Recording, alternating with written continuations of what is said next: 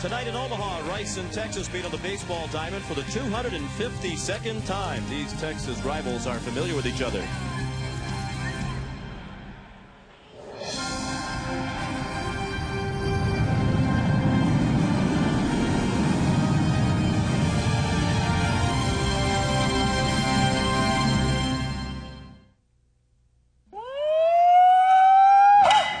This one might get nasty. Deep in the heart of Omaha, it's a battle for Texas bragging rights and much more. Rice Owls, Texas Longhorns. Yeah, they know each other. Toward third, Booted. Gonna try to score. Here comes the play at the plate. He is out of the park. We take it back to the days of Yashonin. We're holding on to what's golden. On the stage, I'm raging, I'm rolling.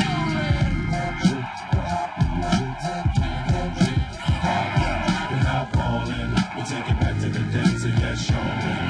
We're holding on to what's golden. On the stage, I'm raging, I'm rolling.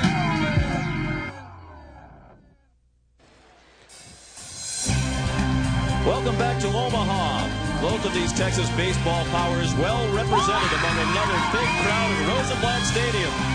This is game number 252 head-to-head between the Owls and Longhorns, and none of the previous 251 has been as meaningful as this one. The Rice Owls 54-11, the Longhorns 49-18. The winner of this one moves into the driver's seat in bracket 2. Both Rice and Texas victorious here on Saturday. The winner will play in the bracket championship game on Wednesday. The loser faces an elimination game tomorrow night against Miami, which earlier today sent Southwest Missouri State home after the Bears' first ever appearance at the College World Series. On the mound tonight for Texas, the left-hander Justin Simmons, Jr. from DeSoto, Texas. An up-and-down year this season. Harold Reynolds, but a big game pitcher over the years for the Longhorns. Yeah, and he pitched a big game here last year. He's interesting. He will pitch backwards. And what I mean by that is fastball counts, you'll see a changeup, and then breaking ball counts, you may see a fastball. 5-5, but struggled in the early season. He told us earlier today he hit his stride at mid-season, and Nagy Garrido, the Longhorns coach, said over the last 5, he's pitched about as well as anybody on their staff. And he'll begin tonight's ball game by facing Chris Kolkhorst, the left fielder, who had a good game in their first round win over Southwest Missouri State. The 21-year-old junior from Houston, Texas. He was 2 for 3 and was hit by a pitch. And it went over the Bears. First pitch of the night from Simmons. A ball down and in. 354 for Kolkhorst. And is their second leading hitter. To center field and a routine fly for Joe Ferrin. 2 pitches and 1 out. As you check the rest of the Rice Owls batting order for Coach Wayne Graham, Vincent Sinisi is their leading hitter and a one-time Texas Longhorn. Austin Davis will start in center field tonight, as Jeff Jorgensen has been battling a foot injury. As a result of that injury, he'll be the DH tonight. The speediest Rice Owl, his speed hampered by a foot injury. First pitch, a little bit low to Craig Stansberry, the third baseman, junior from Plano, Texas, a 5th round draft choice of the Pirates in the recent June draft. And a ball away. 2-0.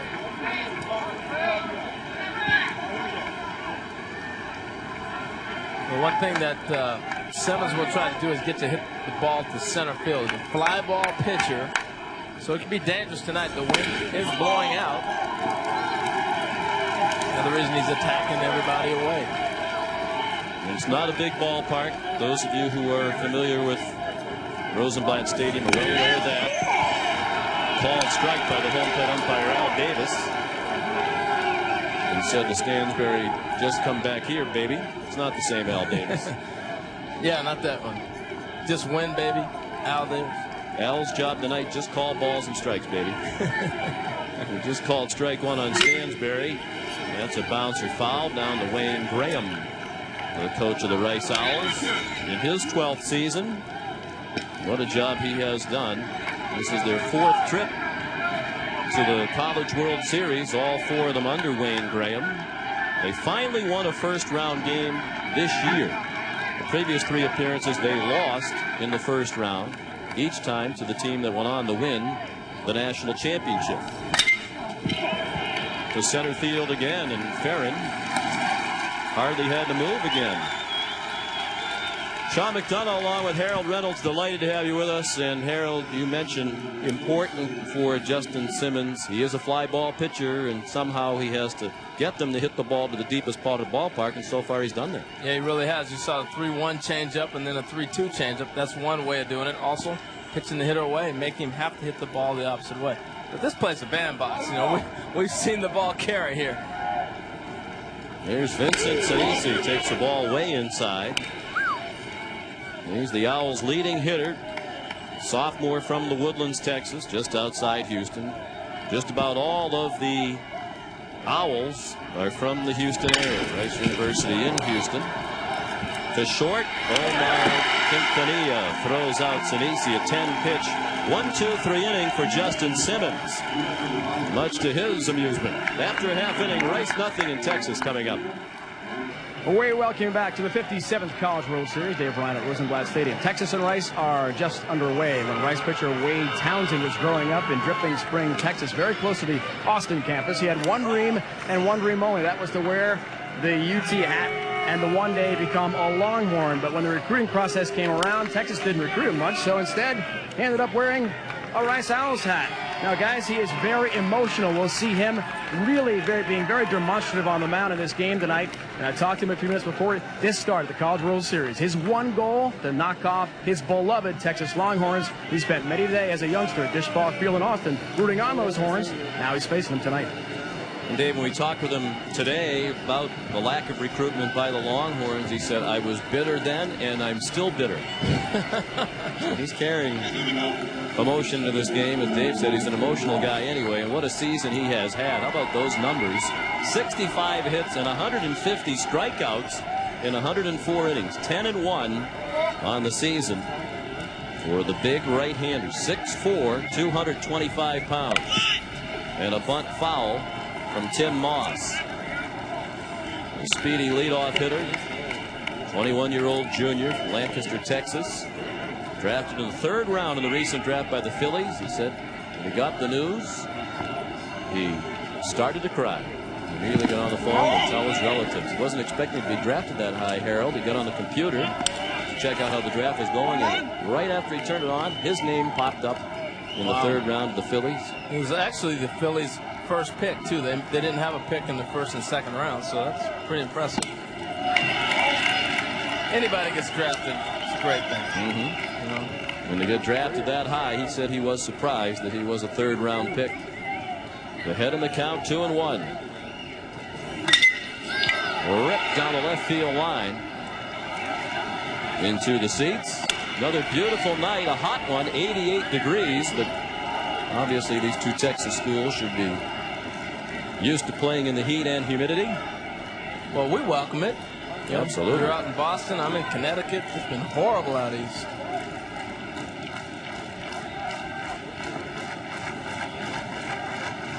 The 2-2 pitch, strike 3.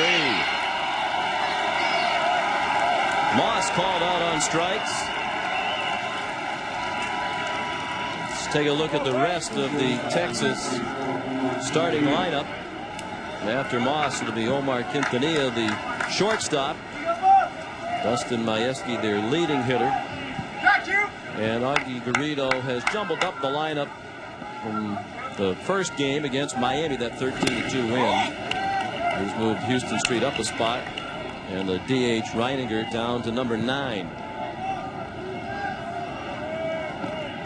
This is Omar Quintanilla.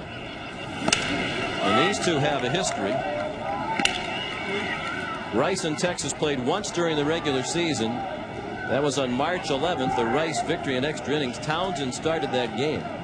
Wade says the highlight of his baseball career so far was striking out Quintanilla in a 2nd and 3rd 2-out situation. in a tight game in the 8th inning on his 114th pitch. Wade was very demonstrative and vocal as he went off the mound. Some of the Rice people thought Texas might remember that. When we talked to Quintanilla, he's a pretty even keel guy today. He just brushed it off. He said, "Oh, he's just an emotional guy. It was no big deal." That's college baseball, though. The big part of the college game is ragging on the other guy, and so short memory. I'm sure he's had a lot of people screaming at him all season long. Rice won that regular season meeting, the only meeting between the two teams this year, 2-1 in 10 innings. Fly ball to center, a long run for Austin Davis. He can't make the catch with the dive. Picked up by Chris Colkhorst, and it's a double for Quintanilla. His second hit of the College World Series. He homered in their first round victory over Miami. It's a great effort laying out to try to get this ball. And then it kicks away. Once he dives and the ball hits the ground, it's going to be a double. Quintanilla's got good speed. But the left fielder comes over and keeps it in front of him, so therefore he doesn't get the third. But Omar Quintanilla, #1 draft pick of the Oakland A's this spring. He's off to a nice start. There's a supplemental pick between the first and second round. Listed as a first round pick, the 33rd player taken. His team leading 28th double. Here's their leading hitter, Dustin Majewski, hitting .395, strike one. And that batting average with runners in scoring position goes up dramatically. You see the .527 right there. As a result, he is far and away their team leader in runs batted in with 83, 10 more than Quintanilla. Sean, what's impressed me about this young man is he's the top academic athlete at the University of Texas. Swing and a miss. Kinesiology major. There's some bright guys on both of these teams with two outstanding academic institutions.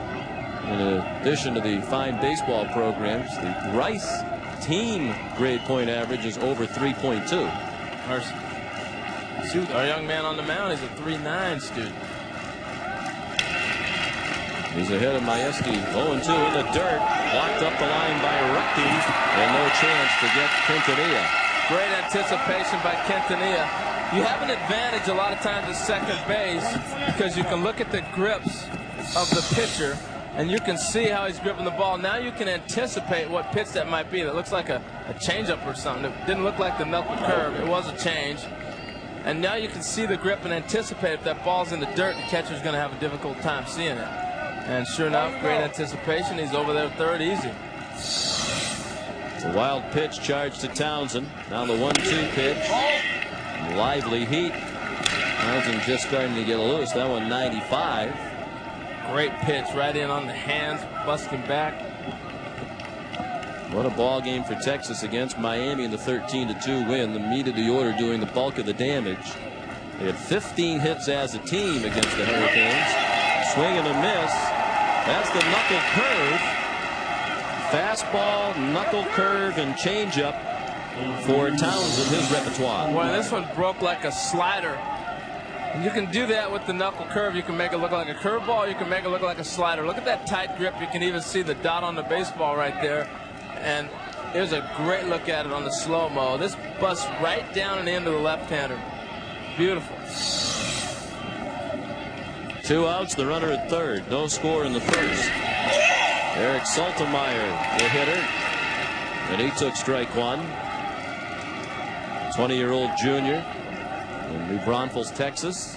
6th round choice of the Orioles in the recent draft. He homered and went 3 for 5 in the opening round win over Miami. Their third leading hitter for the season at .330. Second on the team with 10 homers. He has 55 runs batted in. Well, and he's going up against a Tiger right now. Wade Townsend has got it working. He's got some good stuff.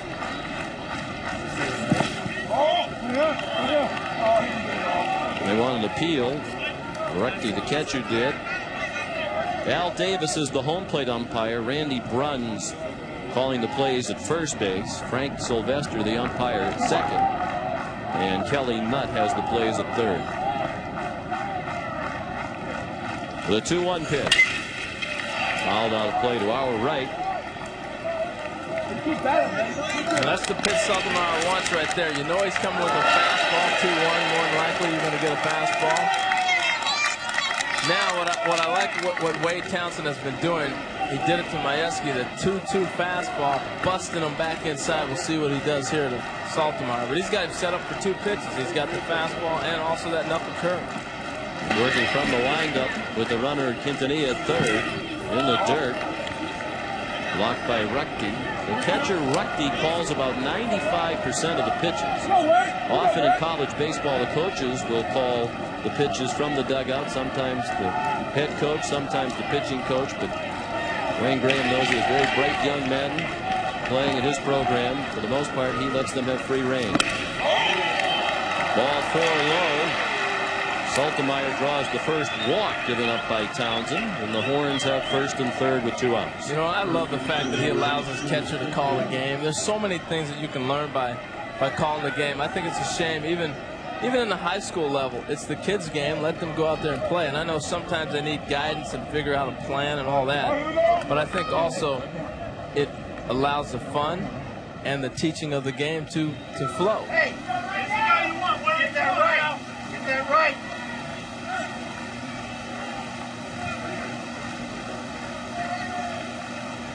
Quintanilla, the runner at third, and Saltermeyer at first. They'll wait. Brief conference on the mound. Ruckty will run out there a lot. Townsend is a high-strung guy, and Ruckty says from time to time he needs to go out there just to get him focused on the task at hand, which at the moment is pitching to Curtis Thigpen, the sophomore from Forney, Texas, who had an amazing round 1 game against Miami. Reached base 6 times with 4 hits, a walk, and a hit by pitch.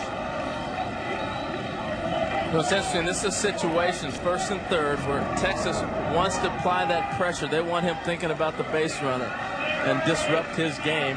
We'll see what happens in this situation.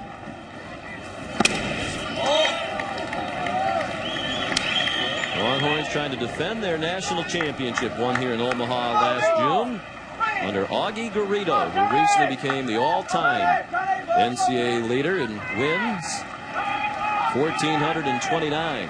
Most of them at Cal State, Fullerton, and Texas. Line to right. That'll fall for a hit and go all the way to the fence. Quintanilla has scored. Saltermeyer being waved around. The relay does not come from Cruz. He held the ball. A double and a 2-0 lead for Texas as Thigpen remains perfect in Omaha. You know, Saltermeyer scores on this. Look at the big lead he had. He had such an enormous lead that he was going to score on a ball in the gap or in the corner. You can even call this a gapper.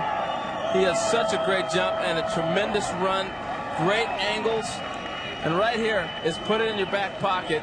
So he had a great route, and that's how you score from first base, particularly with 2 outs. And they got to him. They got him rattled a little bit. Remember, this guy get into the game, but when you get your best fastball hit like that, that's pretty difficult.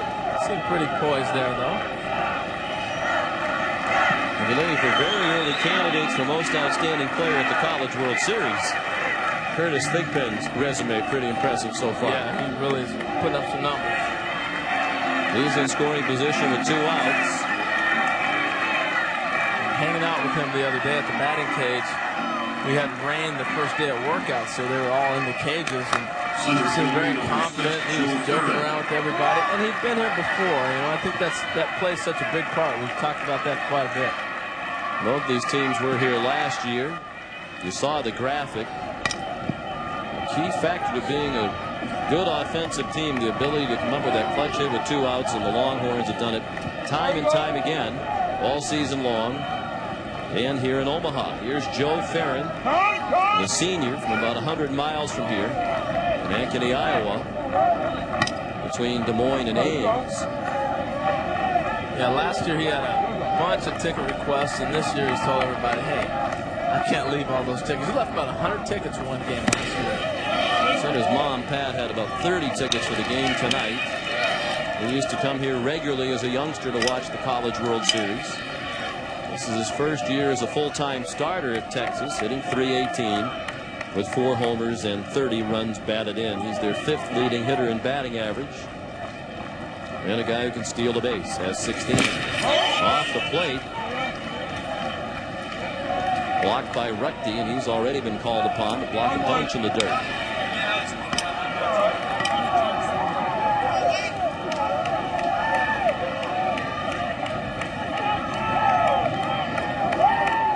He's really working. See, it's hot. It's a heated evening. Cap is drenched. His 26th pitch of the inning is high. He hasn't pitched in a week. Look at that cap. You can see the beads of sweat coming down. He is working hard. Drink a lot of fluid, young man.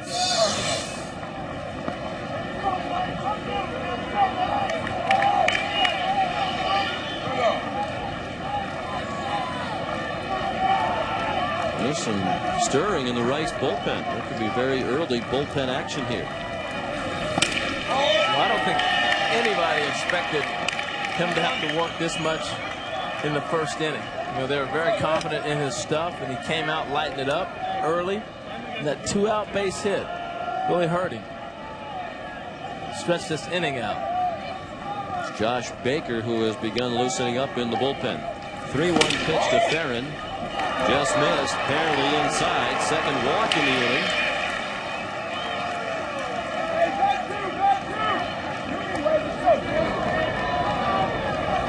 Well, right now he needs to just get back on the mound and get the ball back. He's taking a lot of time. He's pacing. He can't get himself into a rhythm. Catcher's gone out there about 3 times already. Sometimes you need to just let the pitcher sit out there and just throw the ball, get into a flow. Here's the freshman, Taylor Teagarden from Carrollton, Texas. Had a very nice freshman season. Takes a strike at the knees. 3-12 for Teagarden and 2 for 5 with a 2-run triple and also a run scored in their win over the Hurricanes. Fig Pennant, second base. Farron at first. Blown away. The ball and a strike.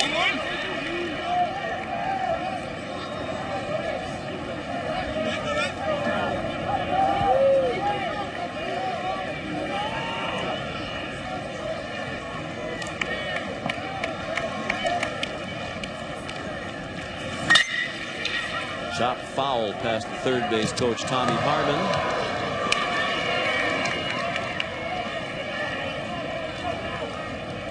.31 and counting. Yeah, they just, I'm sorry, Sean, but it seems to me that he hasn't established a pitch that he can go to. You know, he throws one fastball, comes back with a breaking ball, throws the changeup, trying to figure something out instead of just going after him with one pitch, get established, and then go from there. There's strike 3 to get him out of the inning. He struck out 3 in the inning, but gave up 2 runs on 2 walks and 2 doubles. Dave Ryan back at the College World Series at the Rice dugout. And moments ago, Wade Townsend, we told you about how emotional he is, was heading off the mound to the dugout. Very upset at himself, and his head coach, Wayne Graham, pointing his finger in Wade's face, telling him you've got to go after hitters. The last thing you want to do is take any sort of soft approach. Give them your best fastball, not anything less in this situation. We know Wade's emotional, and we'll track that, guys, very closely to see if that affects him on the mound tonight against Texas. And Dave, when we spoke with the catcher, Justin Ruckty, today, he said the same thing. Townsend is a power pitcher who can really just stand by there and blow it by a lot of hitters, but a lot of times he wants to demonstrate that he can pitch and paint a little bit too. Yeah. Rather than just rely on his power pitching. Real study in contrast, Justin Simmons delivered ball 1 to Enrique Cruz, the cleanup hitter.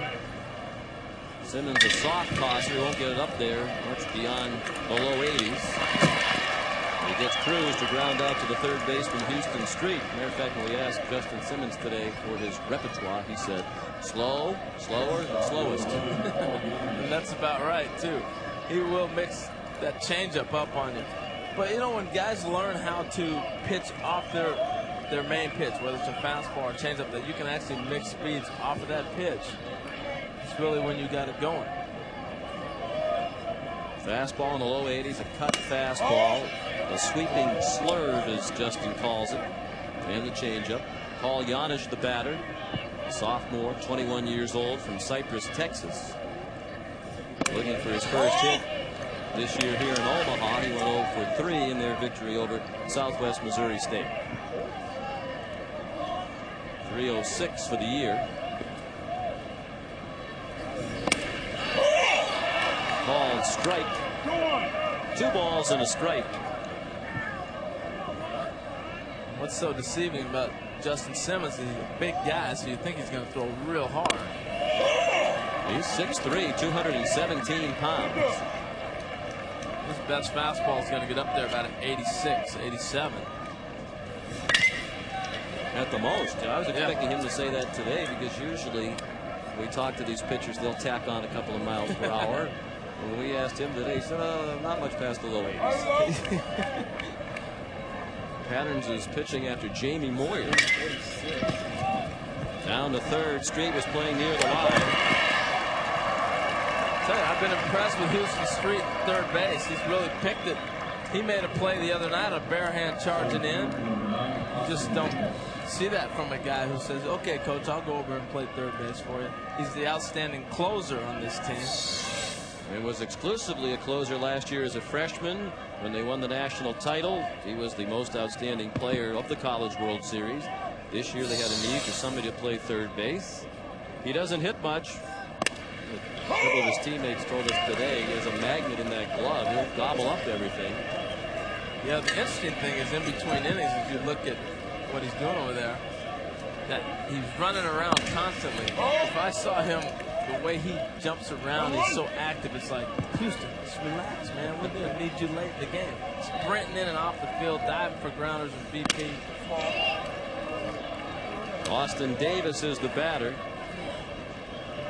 2-1 the count on the junior from Houston, who homered in their opening win against Southwest Missouri State. He had a solo homer, 6th of the year.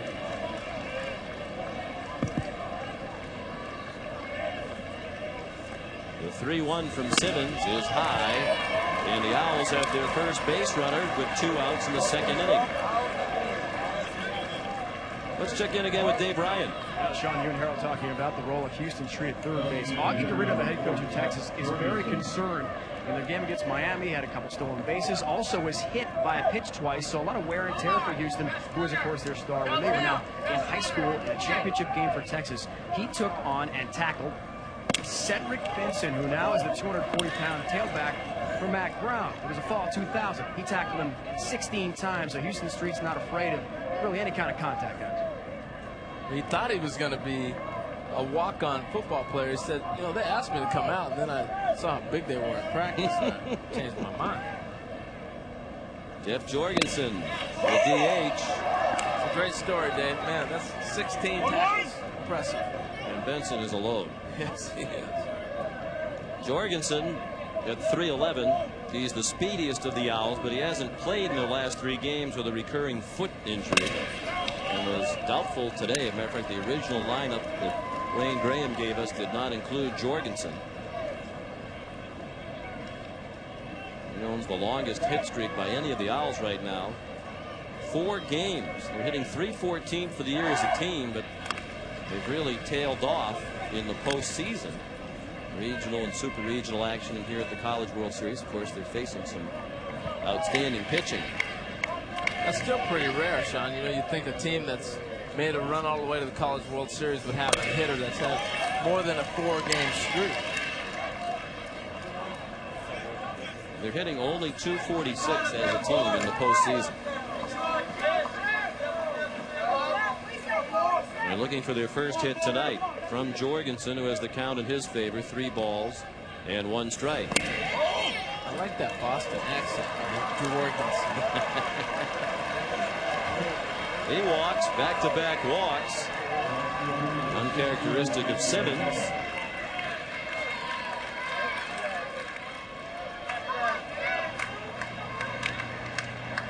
Well, it's interesting, the pitches that he's walked both these guys on was a breaking ball. He's down 3-0 in the count. He throws an off-speed pitch instead of going after with the fastball. That might be a little bit of this conversation. Frank Anderson, the pitching coach, Goes back to what you said at the beginning of the telecast about Simmons. He tends to pitch backwards. Off-speed pitches and fastball counts. So it looks like he's just setting the defense more so than worried about his pitcher. Simmons came up with a big game here last year, and so that helps. They got a lot of confidence in him. But this ballpark, he makes a mistake and they're down real quick. So we'll see. He won 2 games here in Omaha last year, including their opening round win against Rice, their 2-1 victory. And then he was the starter and winner in the College World Series title game against South Carolina. Pitched 6 2/3 innings against the Gamecocks. Pitched 7 1/3 and allowed just 1 run on 5 hits in their win over Rice. The ball to Dane Bubella, the right fielder. Number 8 hitter in the lineup, 5th batter of this 2nd inning. 2-0 Texas, but Rice with the tying run at first. Matter of fact, Simmons, Harold blames Dave Ryan for losing the shutout last year against Rice. What did Dave do? Dave went over into the stands, as he does so well, to interview Justin's mother, Kim, who's very superstitious. She was sitting in the middle of her row. Dave politely asked Kim to move to the aisle so he could chat with her. She really didn't want to move because her son was working on a shutout. Yeah, you're that for parents, Sean, all the time, by the way. Yes, I bet say you I'm do. a bad luck charm and to go away from them. But the idea is to promote this family atmosphere here in Omaha. Involve them too, right? And absolutely the case. That is a towering pop-up in foul ground and caught by the second baseman Moss. In any event, Rhino got the interview and Simmons lost the shutout. Good thing he's not near his mother right now. 2-0 Texas.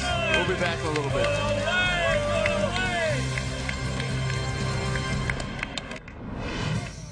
He's the Yeti, you know, like the abominable snowman, but I don't really have one.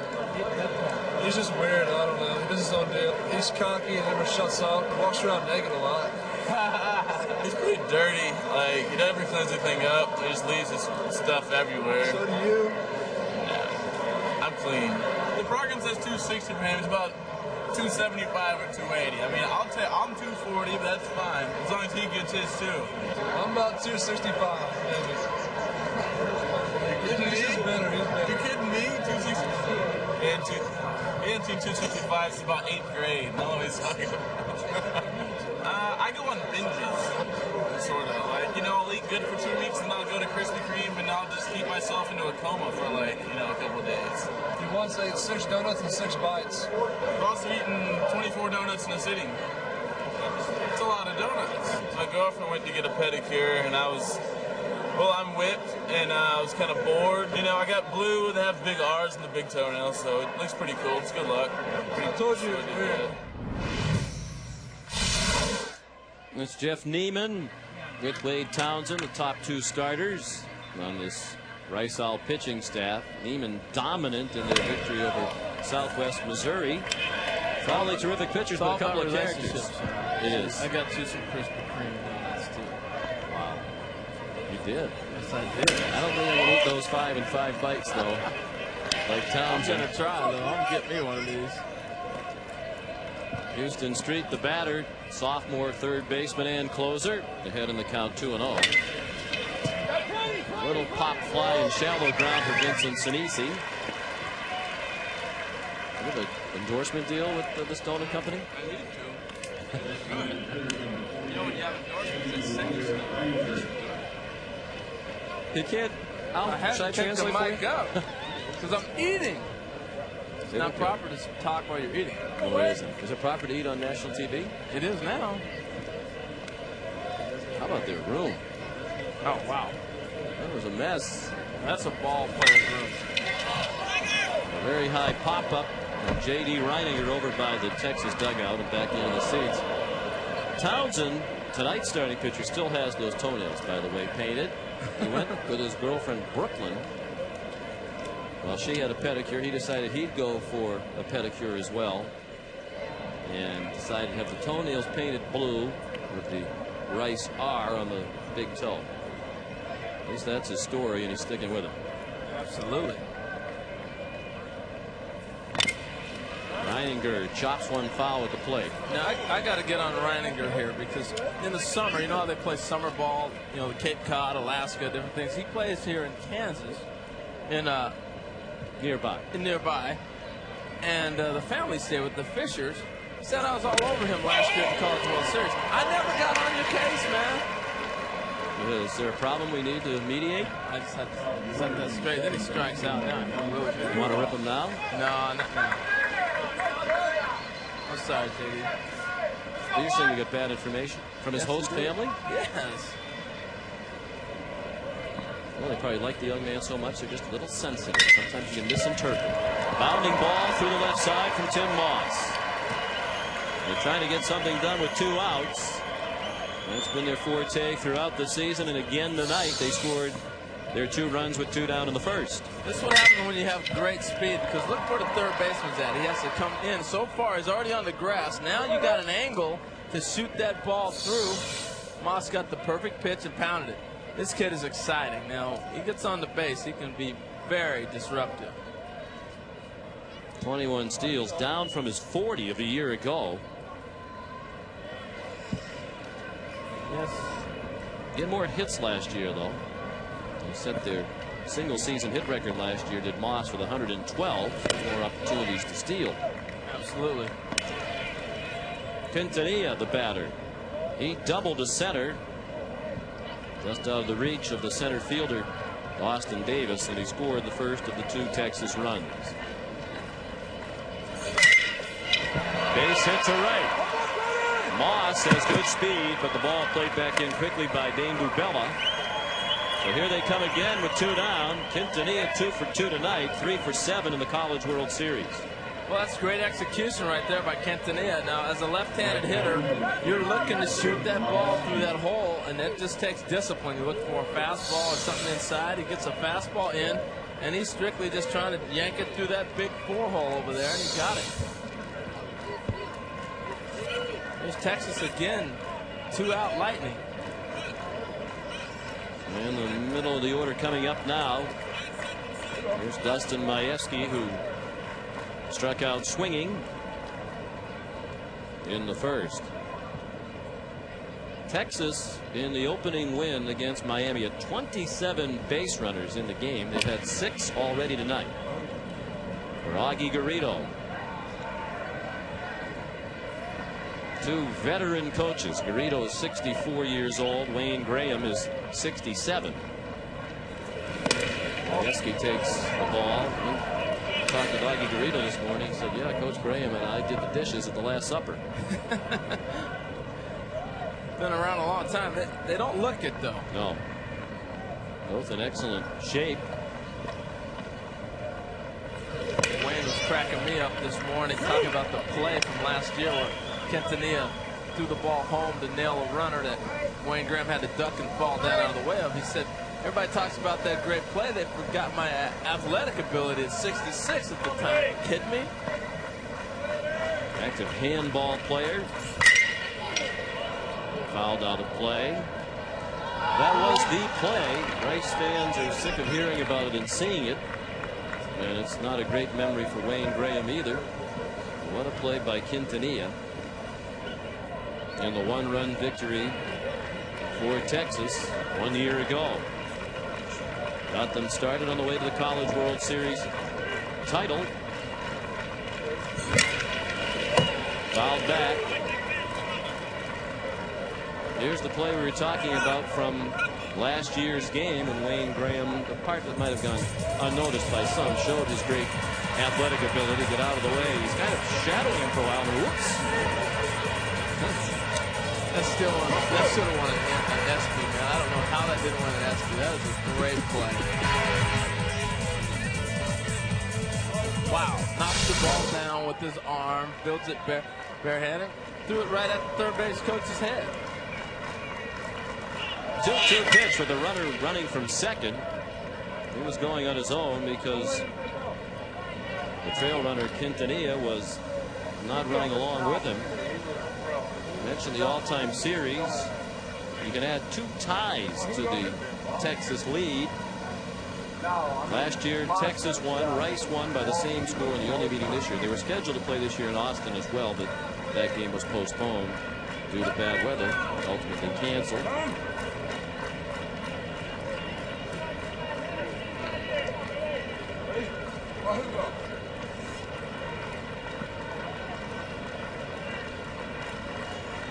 Another 2-2 pitch up and away from Townsend.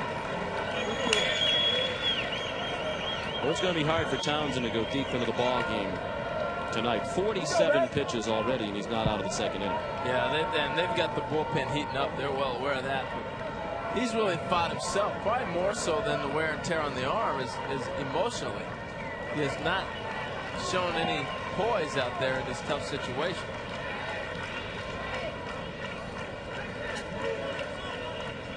Townsend idolizes Roger Clemens.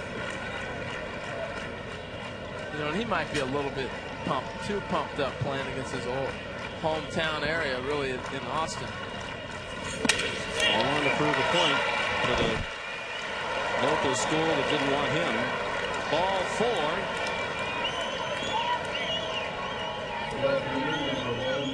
4. Bases loaded for Eric Saltemeyer. Has already provided a highlight. Game 4 of this College World Series, the first game for Texas. Round 1 against Miami. A home run, one of his 3 hits. That was in the second inning. And there's not been a grand slam yet in this College World Series. Last year's CWS was the first one since 1990 without a grand slam. From what we've seen, Sean, I don't know if Rice has the offense to get back in this game if he happened to hit a grand slam right here. This is very big at bat of the game to get out of this inning not giving anything up. Chop to third should be an easy play for Stansberry, and it is. But Townsend gets out of the jam this time. The Horns have left 5 men on in the first 2 innings, but they lead 2-0.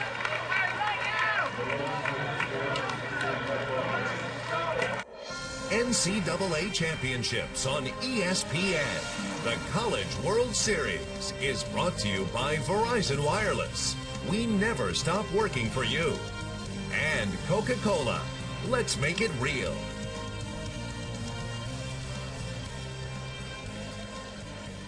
Well, another big crowd at Rosenblatt Stadium as we enjoy the view from the Dorley Zoo next door, one of the great zoos in America. Then we check the storylines. Miami eliminated Southwest Missouri State earlier today in bracket 2 action. Jim Burt pacing the Hurricanes 2 for 4, including a home run.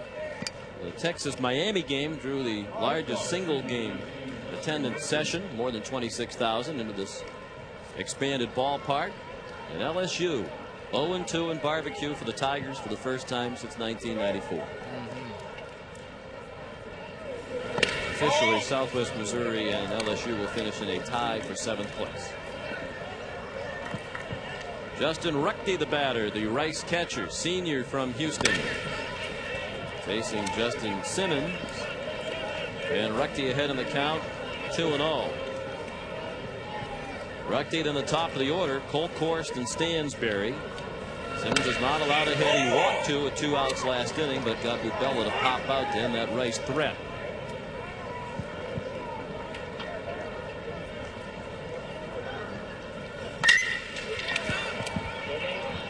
Shallow fly to right for Majewski. 1 out. I showed you the storyline, so let's update the bracket. Here in bracket 2, Miami advanced with their win. They stayed alive. They'll meet the loser of this game tomorrow in an elimination game. The winner of this one goes to the championship game of bracket 2. Cal State Fullerton has already advanced to the championship game of bracket 1. Stanford and South Carolina will play an elimination game tomorrow. Colkhorst hit by a pitch, adding to his single season Rice record. That's the 25th time this year he has been hit by a pitch. Wow. Dave Ryan has more on that.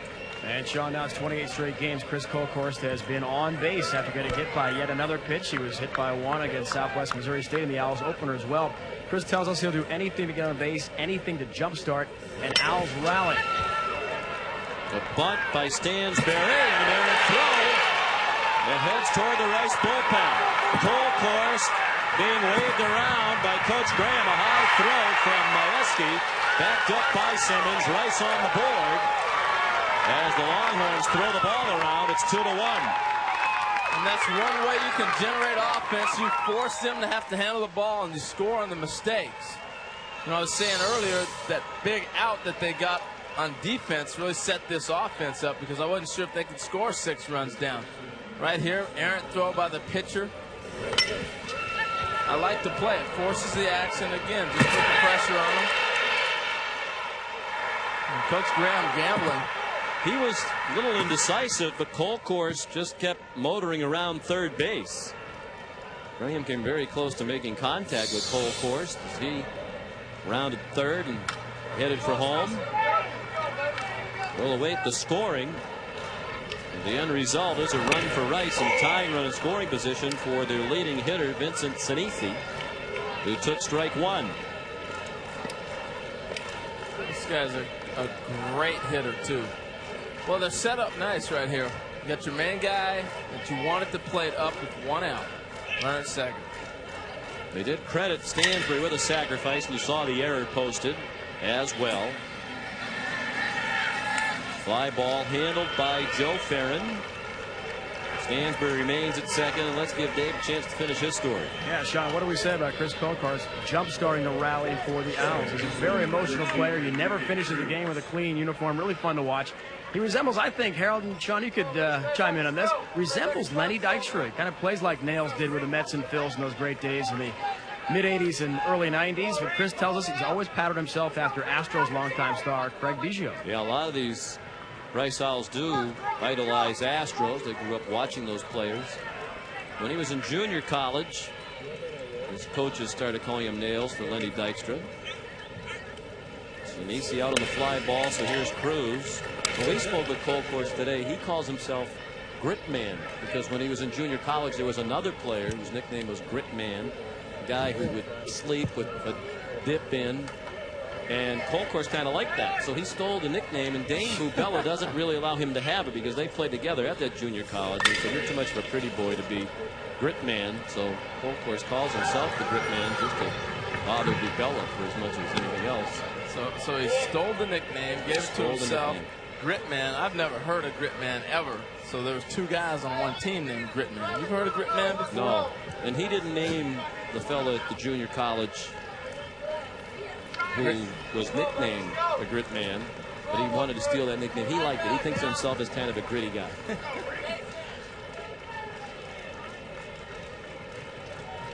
2 outs. Tying run at second. 1-1 on Cruz. To right. And right at Majewski. 2 in the inning. Rice on the board with help from Simmons' throwing error. Middle of the third, game 8 of the College World Series. The Battle of Texas. The Horns with a 1-run lead.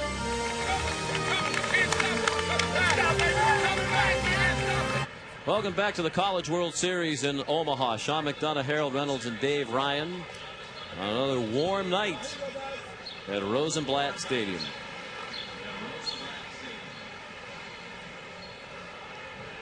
Yeah, it's beautiful.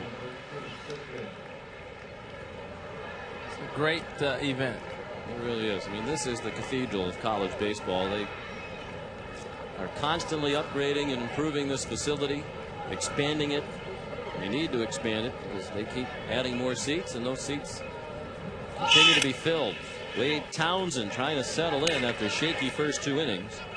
Threw ball 1 to Curtis Thigpen.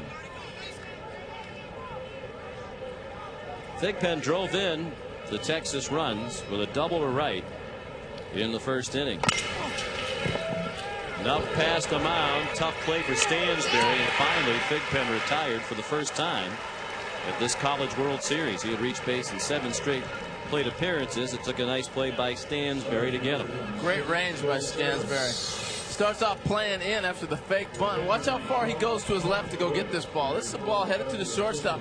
When you got a third baseman that can cover that kind of ground, now that allows you to move your shortstop more up the middle, and it just makes your defense that much stronger.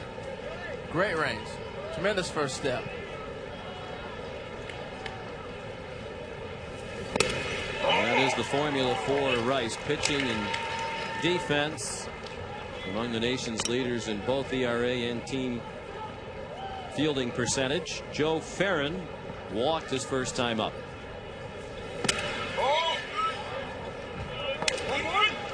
1-1 on Farron. You mentioned Texas did not recruit Townsend, despite the fact they grew up about 10 miles away in Dripping Springs, Texas. He said for about 12 years he lived a mile from the UT campus. But in fairness to Augie Garrido and the Texas staff, Wayne Graham told us Townsend was not necessarily a big-time recruit. He was a big, strong guy, but had absolutely no breaking ball. And Rice recruited him because he could hit. They hoped he could develop as a pitcher, but even if the pitching didn't come around, he hit well enough they thought he might be a hitting prospect. Absolutely right, and they occasionally have used him as a DH. You never know. I mean, that's the beauty of Cruz, a nice backhand to throw out Farron. Nice range by Cruz. But you never know with young guys coming out of high school. That's why it's so important to play a bunch of different positions, because you don't know what's going to happen as they grow and develop. Tremendous play by Cruz right there. Rome is Burning, presented by Original Coors. It comes your way tomorrow on ESPN at 7 o'clock. Jim Rome is back. Controversial, pouring the heat on people. Ball outside to Taylor Teagarden. The freshman struck out to end the first. He stranded 2.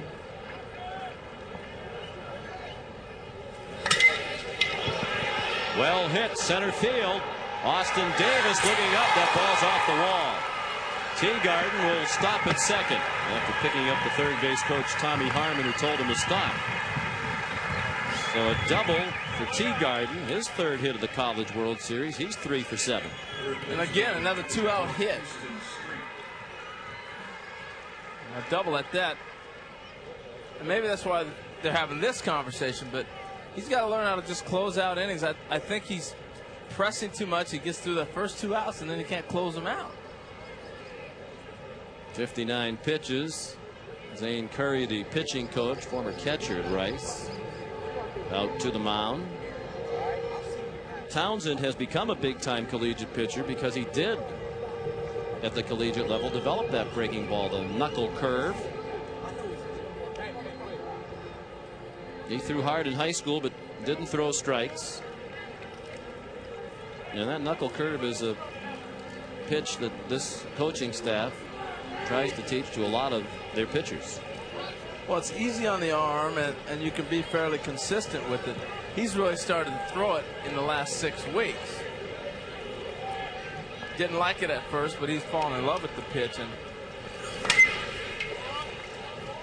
Houston Street fouls one back. As you start to fall in love with certain pitches, sometimes you throw them when you should not be throwing it. I think the knuckle curveball is more of an out pitch. And he's been using it a lot early in counts, and now you allow the hitter to see that pitch. It's more of a deception pitch to me. So you wait till you get 2 strikes trying to put a guy away. He's been playing against Street since they were about 8 years old. They grew up near each other in the Austin area, played a lot of summer baseball with and against each other. There's Houston's dad, who was an All-American quarterback, led the Longhorns to a national championship in 1969, was also a 2-time All-American pitcher. The crazy thing is they're both born on the same day, James Street and Houston Street. But not in the same year, obviously. No, obviously not. About 34 years apart. Well, that's part of the college game, too, is being able to pass on signals, and that's why we're seeing a lot of sign stealing from second base. That's why there's so many conversations when you get a runner at second.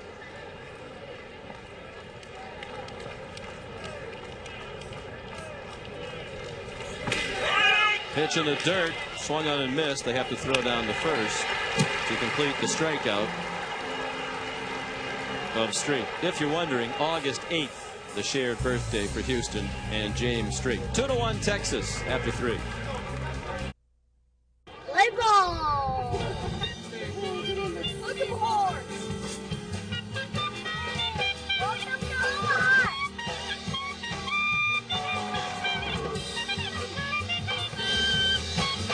Welcome to Omaha. And Harold, I'm sure you've done the same thing. I've encouraged a lot of friends of mine over the years to come here to the College World Series. If you love baseball, even if you just kind of like baseball, the atmosphere here is terrific. It's a neat city in addition to the atmosphere here around the stadium. Plenty to do around town. Very friendly people. Just a great event. Old Market's a fantastic place to hang out and walk around. And people are, like you said, friendly. And you're going to see 2 ball games today. Paul Janisch, the leadoff batter, against Justin Simmons. 2 balls and a strike to count on Janisch. He's the number 5 hitter. Then Austin Davis and Jeff Jorgensen. Simmons has not yet allowed a hit. He did give up a run last inning as a result of his error. Janisch drives that one to right. Room just shy of the track for Majewski for the out.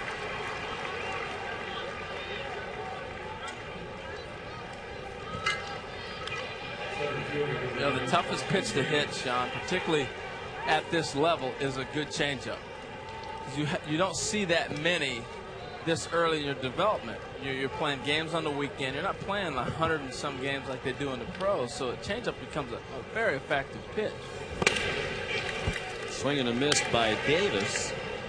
He walked with 2 outs in the second. He was the first Rice base runner.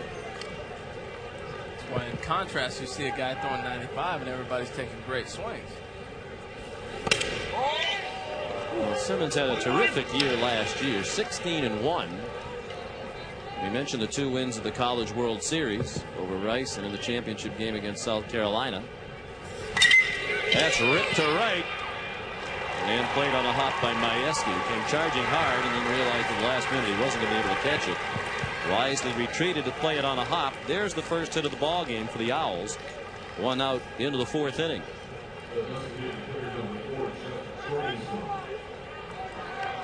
Smoked that ball. They got a little breaking ball out over the plate. Hammered.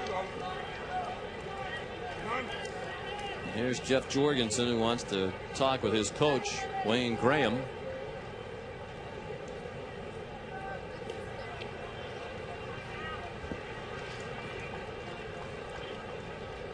Simmons had that great year last year, and he threw 130 pitches, which is a lot in the college season.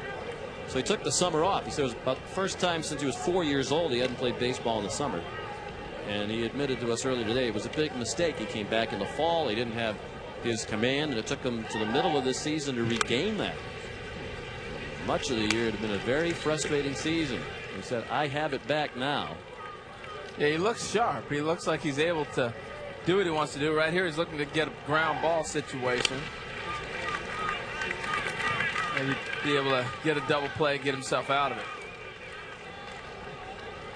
It's been a memorable season in his apartment. His roommate is Brian Boddicker, who was a key member of the Texas basketball team that went to the Final Four for Coach Rick Barnes. Sure, a big three-point specialist.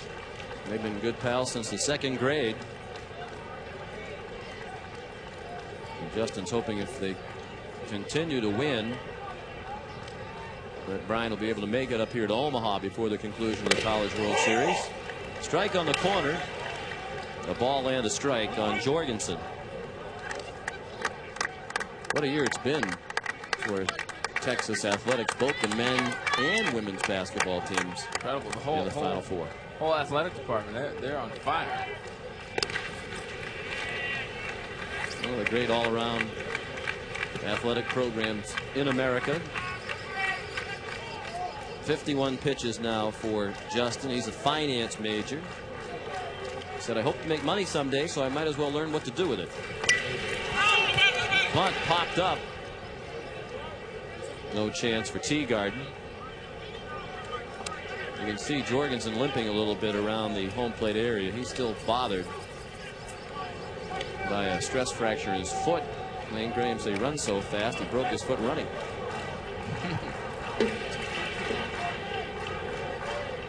Wayne Graham's got some stories, man. Spend some time with that man. He's a baseball lifer, outstanding high school and junior college coach before he came to Rice. Played professional ball for more than a decade, most of it in the minor leagues. Got brief stints in the majors with the Phillies and the Mets.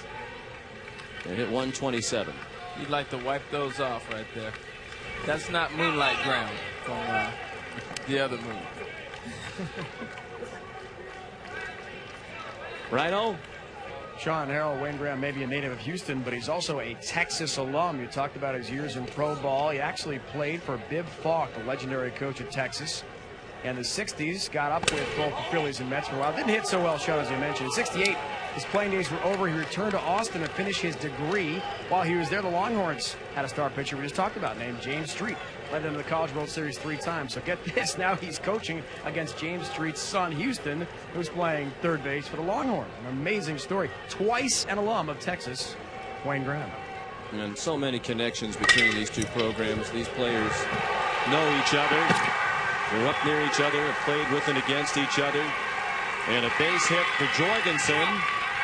Well, the Owls threatening to tie it or move ahead. They have the tying run at second and the go-ahead run at first.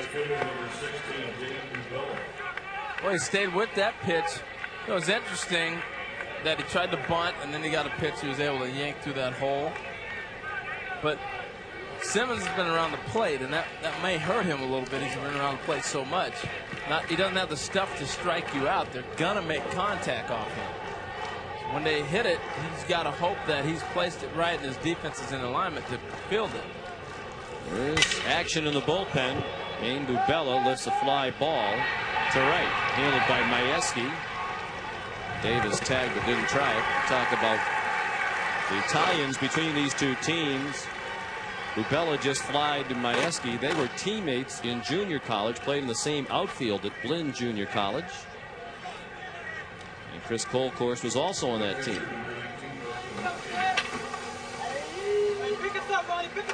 So Bubella flies to his former JC teammate. And you heard the Rice Owls in the dugout hollering, "Let's go, Ronnie." It's Justin Ruckty who's at the plate. His nickname is Ronnie. And the first pitch is outside. They were in San Francisco on a road trip, walking down the sidewalk, ran into a gentleman who was out on the street with a little mini Mr. Microphone set up there, just singing songs with a little bucket out there, and his name was Ronnie.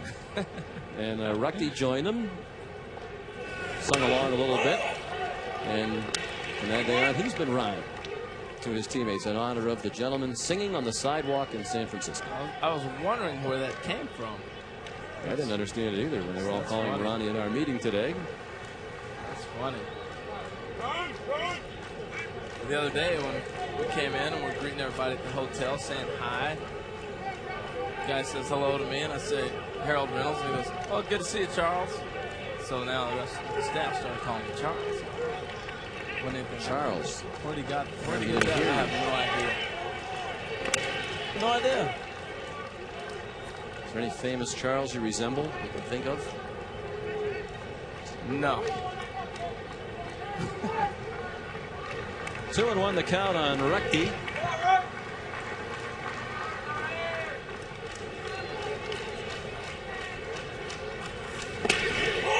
Backdoor breaking ball and a good one from Simmons. 2-2 with 2 outs and 2 men on, and Simmons trying to protect a 2-1 Texas lead in the fourth.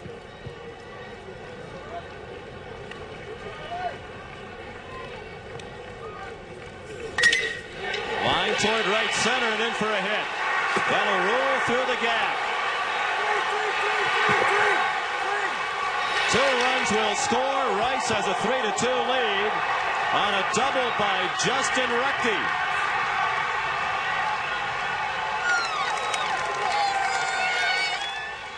Well, if you stay patient with Simmons, he's going to be around the plate once again. I just said that a couple batters ago. He's not going to overpower you. The bench is excited. Majewski cuts this ball off, but there's no chance of throwing out this one at home. Great plate discipline. They've worked him and come up with some big hits this inning.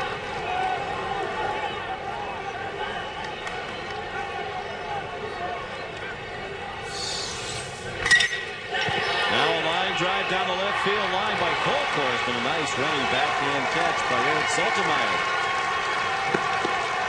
The Owls get 2 on the double by Rugby. Middle of the fourth, 3-2 Rice.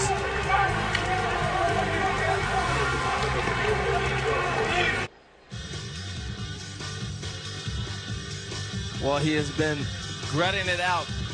Wade Townsend sweating, dripping, calling people off. But you know what he's done, Sean, is he's kept his team in the game. He hasn't had his great stuff, but he's starting to settle down, fighting himself the whole time out there. I mean, he's like Nuke LaLoose out there from Bull Durham. He's just throwing everything out there, shaking guys off. No, I want to bring the heat, mate. They've had good chances to pad their run total against them, have the Longhorns. 5 hits and 3 walks in 3 innings given up by Townsend, but Texas has left 6 men on through the first 3 innings. 4 of those in scoring position. And now the Horns trail 3-2 at the number 9 man, the DH, J.D. Reininger, leads off. He was called out on strikes in the second.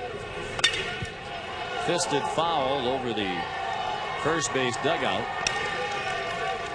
Reininger then the top of the order, Tim Moss and Omar Quintanilla. Townsend's starting to get into a nice little groove. Throwing that first pitch strike, getting ahead of the hitters.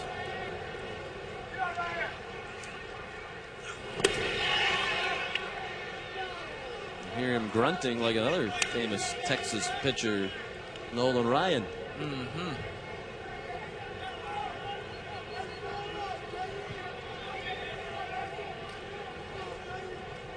Reininger, the only Horn who did not score a run in that game against Miami. He strikes out for the second time.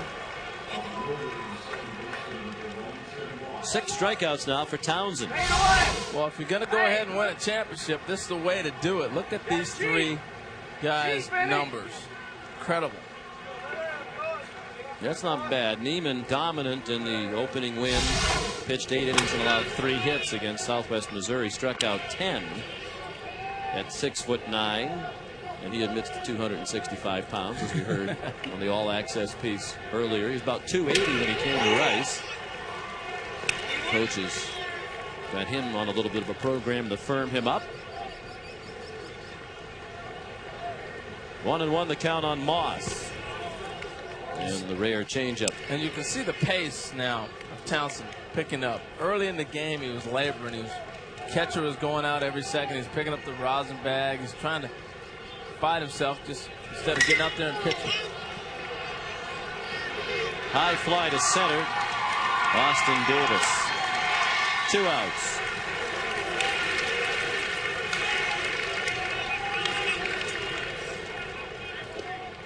Texas has had 8 base runners. 7 of them have reached with 2 outs. And they got to be kicking themselves because just like I said about Rice early in the game, not knowing if they had the offense to come back from a 6-run deficit, I don't believe Texas has that kind of offense either. They're a manufacturer type of team. They'll bunt, hit and run, and occasionally somebody might catch one for a home run. You would expect this to be a relatively low-scoring pitcher's duel. These 2 teams comprised as they are. Quintanilla pops it up. The catch made by Cruz. The first 1-2-3 inning of the night for Wade Townsend. And the pitch count starting to come down inning by inning. After 4 in Omaha, Rice leads Texas 3-2.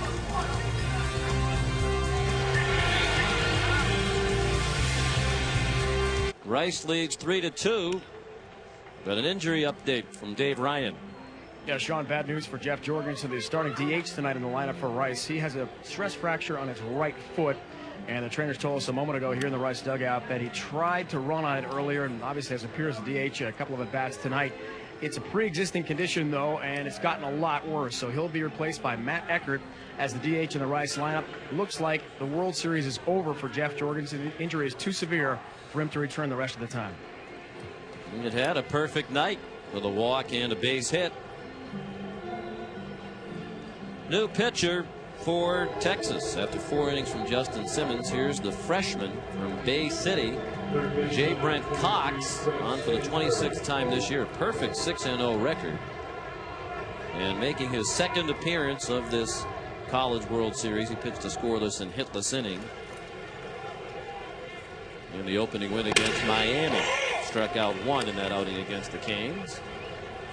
And he's in with strike 1 to Craig Stansberry. Got a very live arm, comes about 3/4 inch length release, I should say. And right there, the slider and the fastball, he will drop at that 3/4 angle on right-handed hitters.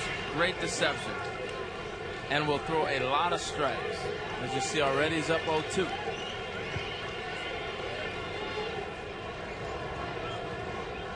Coaches talk about how he has matured as the season has progressed. Chopper fouled by Stansberry. Still 0-2. I've had donuts already. I don't think I'm going to have any cotton candy. At what age do you think you stop eating cotton candy? Well, I had some last year. So you did? No, I haven't had any in a long time. What about you? Like 9 years old, I guess? Yeah, that would be about the cutoff, I think. Down to third, straight a low throw, and a good dig out of the dirt by Thigpen. Stansberry retired for the first out of the 5th.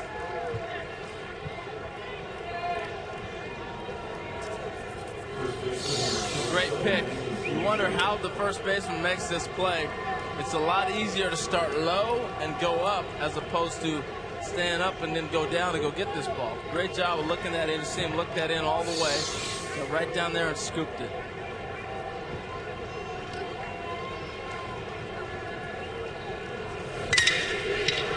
Line drive to center off the bat of Sinisi. The former Longhorn is now 0 for 3. He started his career at Texas. Broke a rib while swinging the bat, hitting the ball off a tee in the fall. It never really healed. He didn't play much, took a redshirt year, and then decided there was more opportunity to play if he went to Rice. So he transferred out of Texas after 1 redshirt season. And the Owls are very happy that he did. Enrique Cruz takes a strike. And Cruz is of the Cruz family. Jose Cruz Jr. with San Francisco Giants. Their dad, Jose Cruz, played with the Astros for many years. His brother Jose Jr. was an All-American at Rice. Very much a fixture in Houston now, the Cruzes. The dad, Jose Sr., a long career with the Astros, now their first base coach. Enrique drives that to right. Majewski makes a leaping catch. And an 8-pitch 1-2-3 inning for the freshman J. Brent Cox. Texas will play for a national championship. Tremendous baseball all the way around. Moss will turn third, and it's 1-0 Texas. Launches one to left center. Deeper fences or not, it's gone. And Texas is a winner. The Texas Longhorns are national champions. That was last year at the College World Series. The Horns winning their 5th national championship, their first since 1983. Their first under Augie Garrido, who won his 4th to go with the 3-1 at Cal State Fullerton. Dustin Majewski, the batter. Majewski struck out and walked. There's Wade Townsend, who's coming off his first 1-2-3 inning of the night, pitching with the lead. 3-2 Rice in the 5th inning. It's a big pitch right here. I wonder if he's going to try to challenge him again. If he does, he might get hurt. And he came after him, and it's a line drive caught in right field. Nice play by Dane Bubella. He actually took a little bit off of that. In college baseball, they throw a lot of times what they call a BP fastball. Bella pulling this ball right off the carpet, staying with it.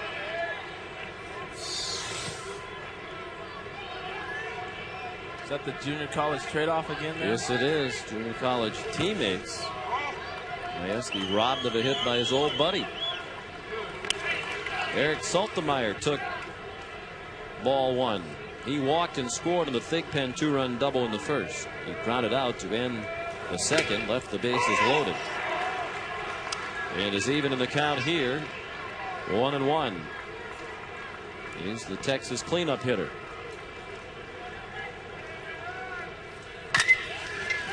Chopped down to third. Stansbury throws him out. Doing a nice job of settling down, throwing strikes, and when you do that, your defense is going to perform behind you. Takes a little bit off this ball. Nice pick. And he's like, yeah, thank you. Now retired 9 of the last 10 hitters, including 6 in a row. Here's Curtis Thigpen, who doubled and knocked into 2 Texas runs in the first. He grounded to third. A nice defensive play by Stansbury behind Townsend. He retired Thigpen as the leadoff hitter in the third.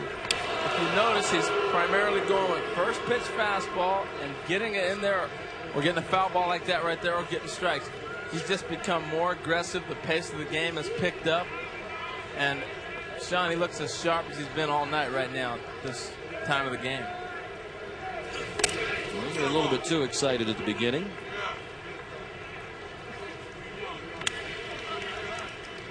That's what Rice is trying to do. Come to Omaha and take the title away from their in-state rivals. Rice has never won a national championship. They've won only 2 games ever at the College World Series, including their first-round victory this year. By contrast, Texas has 69 wins all-time at the College World Series. Wow. But the programs are starting to become very comparable in just about every way. For a long time, Rice had to recruit players who were projects, prospects they could develop. Guys like Townsend, now they can go after more blue chippers because they're regular fixtures at the College World Series. A strikeout for Townsend. His second straight 10-pitch, 1-2-3 inning. He's paying 7, and the Owls lead 3-2. Apparently, Harold, that cotton candy is a big seller. Oh, yeah. Big item. Hear that? His arm's going to get tired. Get rid of that. Hot, sticky night. We'll leave that to the youngsters. Paul Janisch, the leadoff batter, against the freshman, J. Brent Cox, who's pitched 1 perfect inning of relief. Janisch 0 for 2 tonight, has grounded to third and flied to right. Sean, this is your first game here this year. You impressed with the pitching? I am. You know, for so many years, this was the long drive contest. That one grazed Janisch. He's hit by the pitch. Really scaled back the bats a little bit. The pitching is better, and that's good to see. I remember a couple of years ago I did the national championship game here, and the final score was 21-14. Even anybody who really likes offense has to find that a little bit much. Yeah, I really like the way the direction the game's going in now. The strategy, you can think about some things that might happen. Bunt situation here, for example, as you bunt, you swing, you hit and run. A lot of things that baseball is meant to be like. Small ball coming back into the college game a little bit now. No sign of a bunt there from Davis. Austin's had a good night. He has walked and singled. He got their 2-run rally started in the 4th. He scored the tying run. Texas had a 2-0 lead after an inning, but Rice got a run in the 3rd and 2 in the 4th.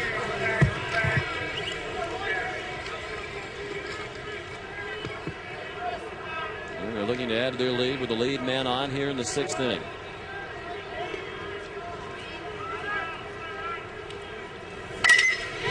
Line to center, sinking fast and in for a hit. Farron had to play it on a hop.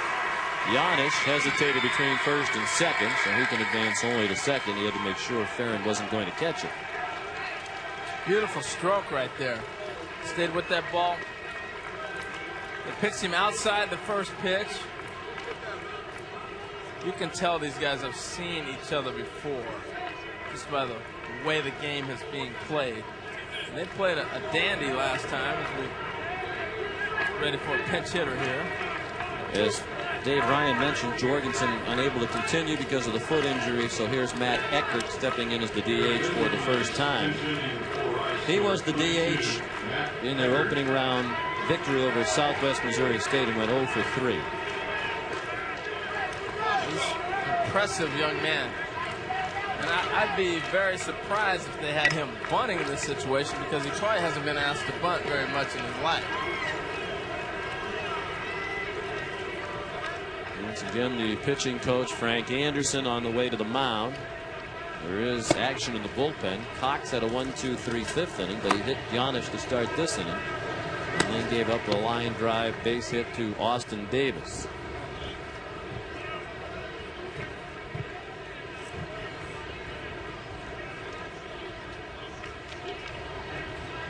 Tomorrow it's elimination day here in Omaha. 2 Eastern, Stanford will take on South Carolina. The winner advances to face Cal State Fullerton. The loser goes home. This game will be available on ESPN HD, ESPN's new high-definition service, now available nationwide. Call 1-800-DIRECTV or your cable operator to get ESPN HD. Then at 7 on ESPN, Harold and I will be on hand for another elimination game as Miami will face the loser of this game. The College World Series continues from Omaha tomorrow.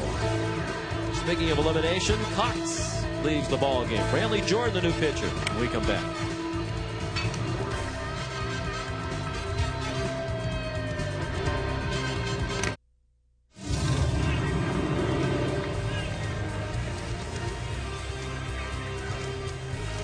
Welcome back on a beautiful night in Omaha, Nebraska.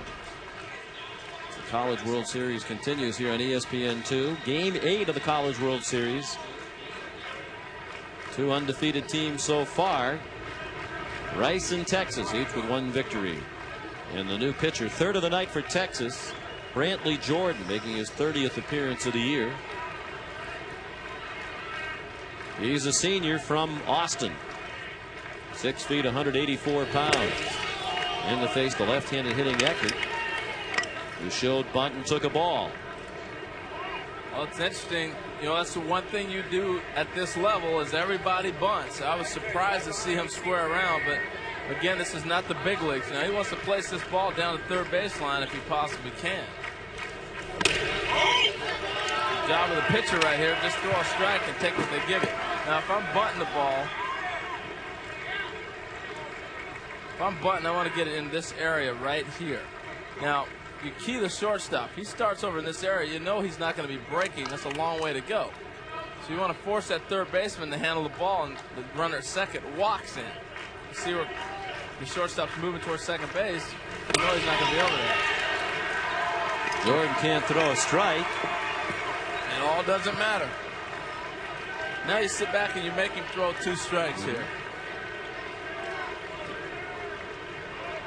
Eckert is also a pitcher. He hasn't had many at-bats this year. 37 for the season. He has sacrificed only once. He's a .243 hitter. No homers, 5 runs batted in. This is the tough, indecisive pitch. 3-1. Do I put him on a bunt on, or let my man swing away? I think you go ahead and make him square around, even taking a strike if you have to. Ball 4, low and away. They're loaded for Rice with nobody out.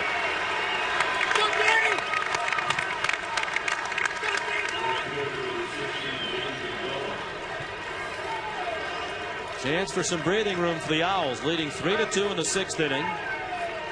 Here's Dane Bubella. He popped out to the second baseman Moss in foul ground and fly to right. Looking for his first hit of the College World Series. He's 0 for 5.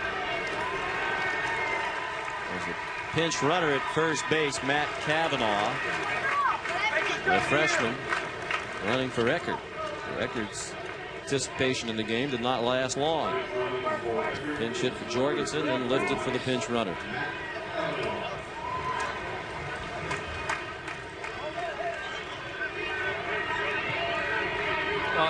They're playing back for a double play, which really is smart because you're going to try to take away a big inning. You basically purposely concede that run at third, saying that's fine, we're going to give them a run here, but we don't want to have too big of an inning. That's why they haven't drawn that infield in. You got to get your pitcher to throw some strikes.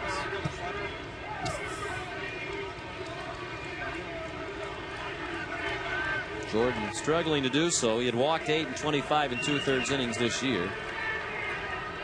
His best pitch, the curveball. He's a finesse breaking ball pitcher. Don't throw it much beyond 85 miles per hour. Swing and a miss. Another breaking ball from Jordan. Looked like he was going for the downs right there. Bugel had taken a big hack.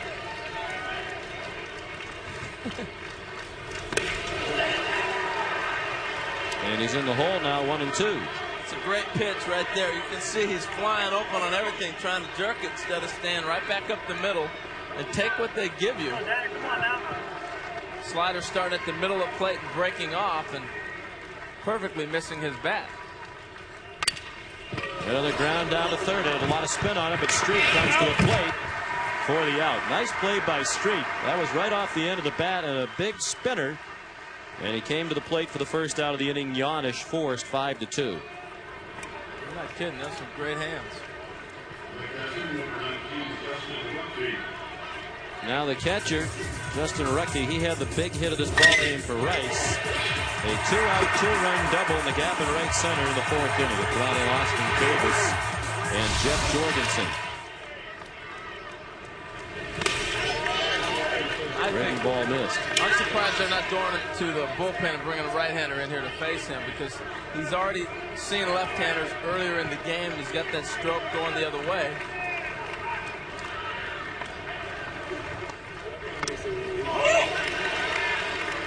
And a strike, 1-1.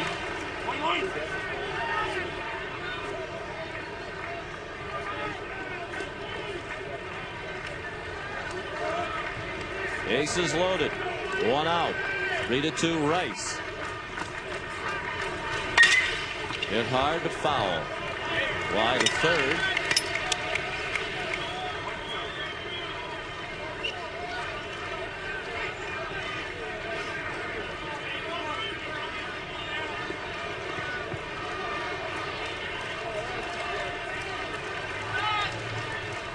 Now the 1-2 pitch way inside, dug out of the dirt by Teagarden.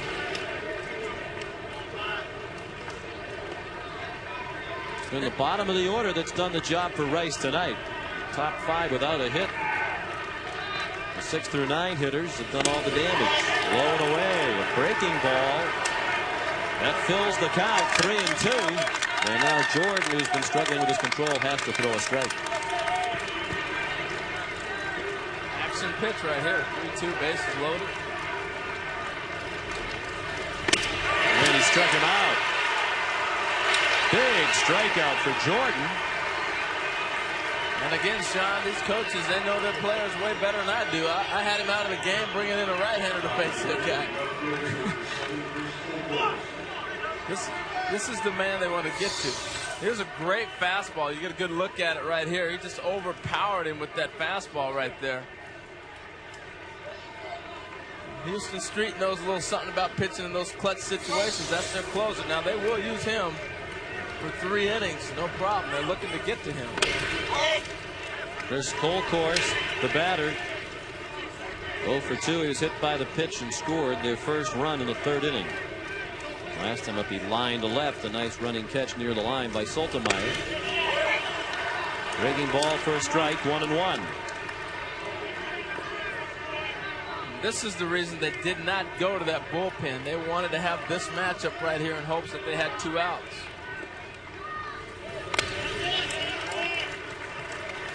Steady diet of off-speed pitches from Brantley Jordan.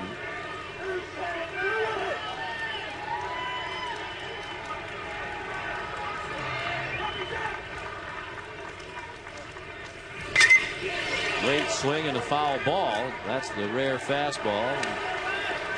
Right in the mid-80s. That's about the upper reaches of his velocity. He's 1 strike away from getting out of a major jam. Rice had the bases loaded. and nobody out. If Texas gets out unscathed, this could be a momentum turner. 3-2 now. And with 2 outs, everybody will be on the move. What do you think he's going to throw? Fastball or breaking ball? Breaking ball. I'm with you. I think he's going to throw one to slider away. He missed outside. Little fastball. 83-mile-per-hour fastball did not find the plate. So a bases loaded walk brings in the 4th run for Rice. And Al Davis has been tight and consistent the whole match.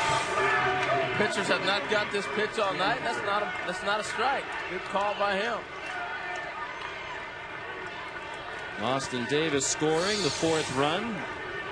A little more cushion for the pitcher Townsend. And now Stansberry. Craig looked at a strike. He's 0 for 2 with a sacrifice bunt. That run charged to J. Brent Cox.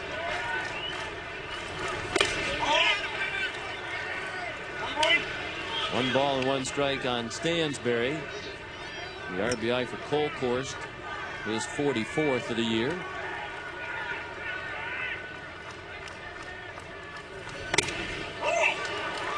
Borderline strike to the inside part of the plate and about knee high. 1-2.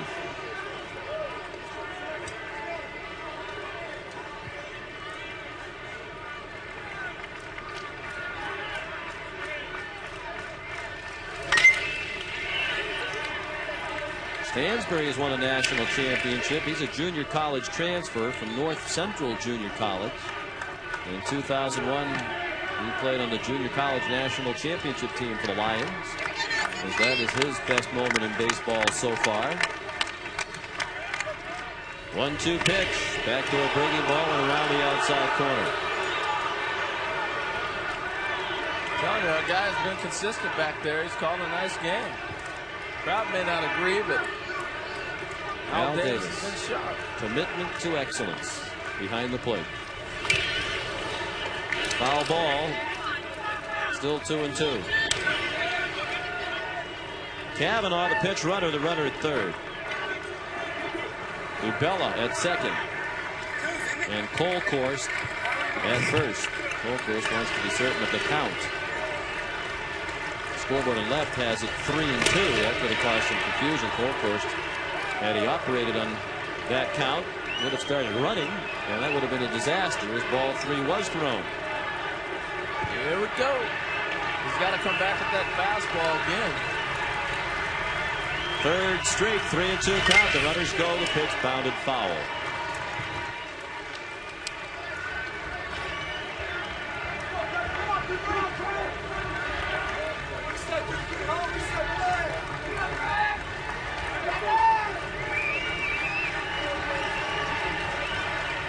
th pitch of the inning from Jordan. A little lob and a base hit in the shallow center. It'll bring home 2. The throw goes to 3rd and goes 3 straight into the dugout. 3-run score on to 3rd Stansberry.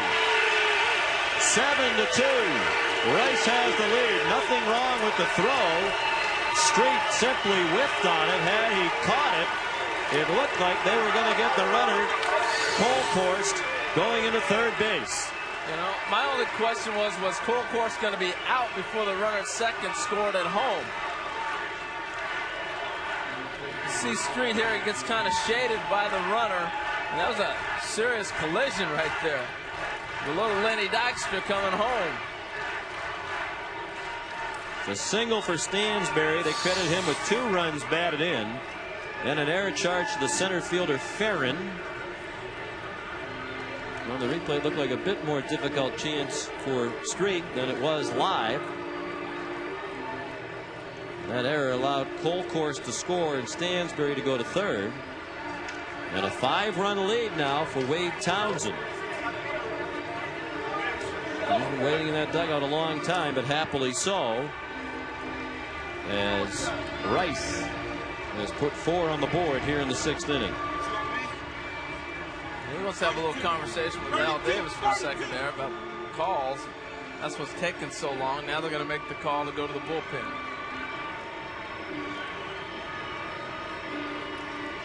Josh Smith will be the new pitcher for the University of Texas. The 4th of the night for the Longhorns.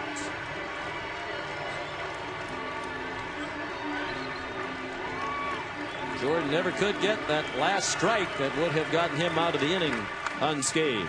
7-2 Rice. We're in the 6th inning in Omaha.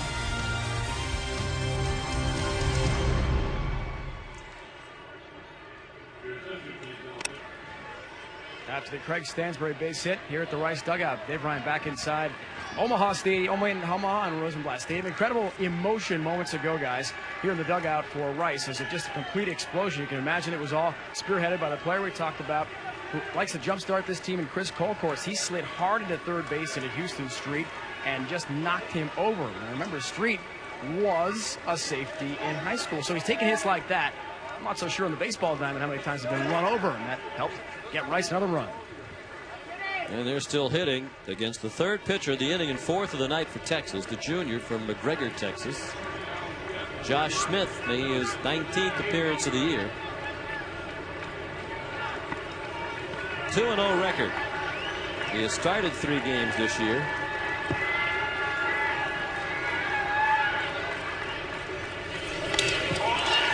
First pitch to Sinisi, gets away from Teagarden and safe at the plate. Stansbury with the 8th run of the night for Rice. Boy, tell you what, Smith doesn't catch that ball, he's going to get drilled with this little fastball thrown back at him, too. His catcher really didn't have a chance, you can tell by the release point, but this is a great catch and not to get hit. He threw a missile at him. Breaking this wide open. Not a lot of room behind the plate.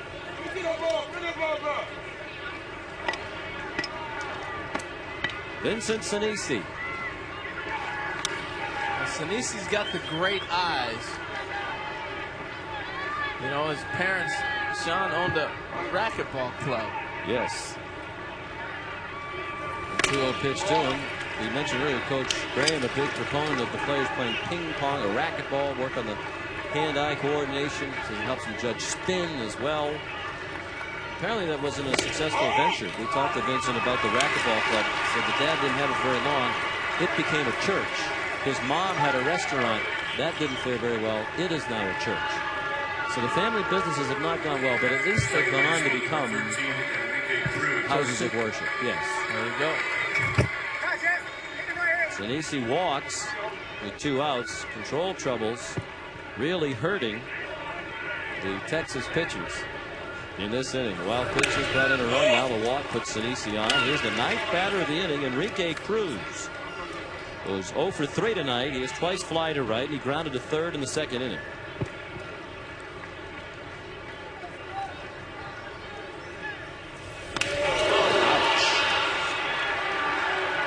Well, that was loud up here.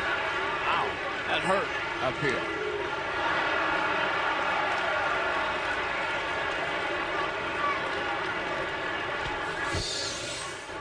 Sometimes that hits you on the belt area.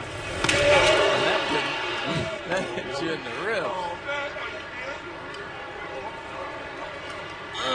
That's the 3rd Rice batter hit by a pitch tonight, 2nd in this inning. They might rip through the whole staff here tonight, as Frank Anderson is back to the mound and summon Kevin Frizzell. He'll be the 4th pitcher of the inning. Rice is batted around. Kevin will be the 5th pitcher of the night. Senior right-hander to replace Josh Smith, who faced 2 batters. Walked 1, hit 1, and threw a wild pitch.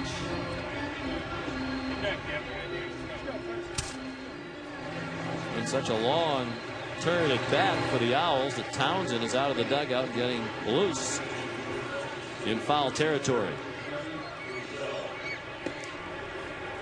And here's the 5th pitcher of the night, 4th of the inning, the senior from Georgetown, Texas, out of Round Rock High School, Kevin Frizzell.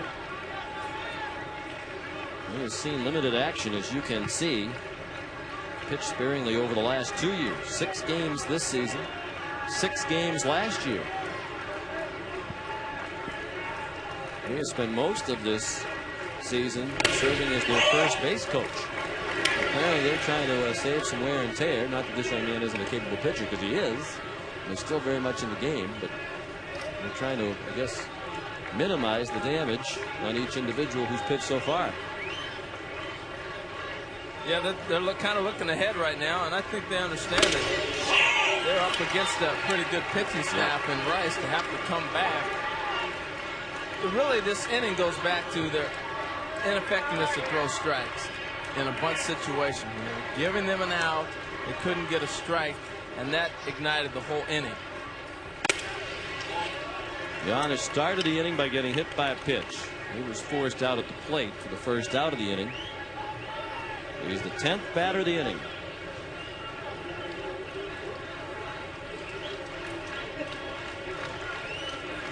There's been 1 hit in this inning. There's another base hit to the right. They're sending Sinisi around. He'll score. The ball got by Majewski. That allows Cruz to go to third.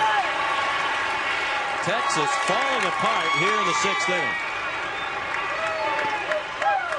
Everybody trying to do a little bit too much when your team starts to struggle. Majewski right there trying to rush a little bit. A great piece of hitting, taking this ball the other way. We'll watch Dustin come up. He just tried to hurry. He may have had a play, but usually with 2 outs, the guy's running on the crack of the bat. You don't see a lot of guys get thrown out from the outfield. And that was the 3rd hit of the inning for Rice. A single, a run batted in, an error on Majewski, allowing Cruz to advance to third. He had stopped grounding second. 3 errors in the game for Texas. 9-2 Rice. 1 ball to count on Davis. Rizal threw the first to check on Giannis, who just picked up his first hit of this College World Series. Davis has singled twice. He had the first hit of this inning, a single to center, single to right, and scored in the 4th. He scored twice and walked tonight. Really like the patience of this Rice offense. Taking what they give you. Look at the efficiency on this graphic right here. Pretty impressive. And just 5 hits against Southwest Missouri State, but scored 4 runs. They have 6 hits tonight. They've scored 9 times. But if you're getting hit by pitches and you're getting walked, that's easy to do. 3 walks, 2 hit batsmen in the inning. Now another hit. 3rd hit of the night for Davis. It drives in another run. Cruz in to make it 10-2. Davis has got a great swing, I'm telling you. He rifled the ball in the left center field earlier. That pitch right there really has an idea what he's trying to do when he gets in the batter's box. He's got that big hole. He's just looking to yank it over there and get it through. And sure enough, got a little off-speed pitch and was able to pull it through. Put it sharp. Moss got tremendous range, so you know he hit it pretty hard to get it by him. Davis 3 for 3 tonight. 4 for 6 in the College World Series. Here's Lance Pendleton, now the 4th player to be in the number 7 spot in the Rice lineup. Jorgensen, the DH, lifted for pinch hitter Eckert, and Kavanaugh ran for him. And now Pendleton hitting for Kavanaugh. That's all happened in this inning. Eckert hit for Jorgensen. With nobody out, he walked. Kavanaugh replaced him, came around and scored. Now Pendleton. The next pitch thrown by Frizzell will be the 50th pitch of the inning thrown by Texas pitchers. 4 of them have combined for 50 pitches. Nice changeup right there by Frizzell. You throw 50 pitches in an inning, and you're in trouble at any level.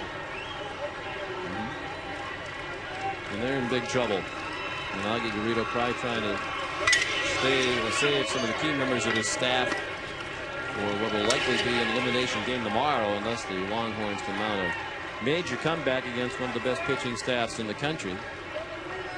They'll be relegated to tomorrow night's elimination game against Miami.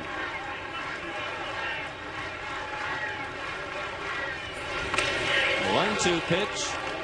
He struck him out. Pendleton ran, but the catcher had the ball.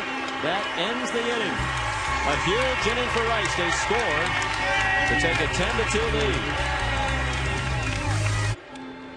And welcome back to the College World Series in Omaha. Sean McDonough with Harold Reynolds. Pleased to be joined by one of the all-time Texas Longhorn greats, Greg Swindell, who pitched for the Longhorns in the mid-'80s. They had to pain you to watch that inning.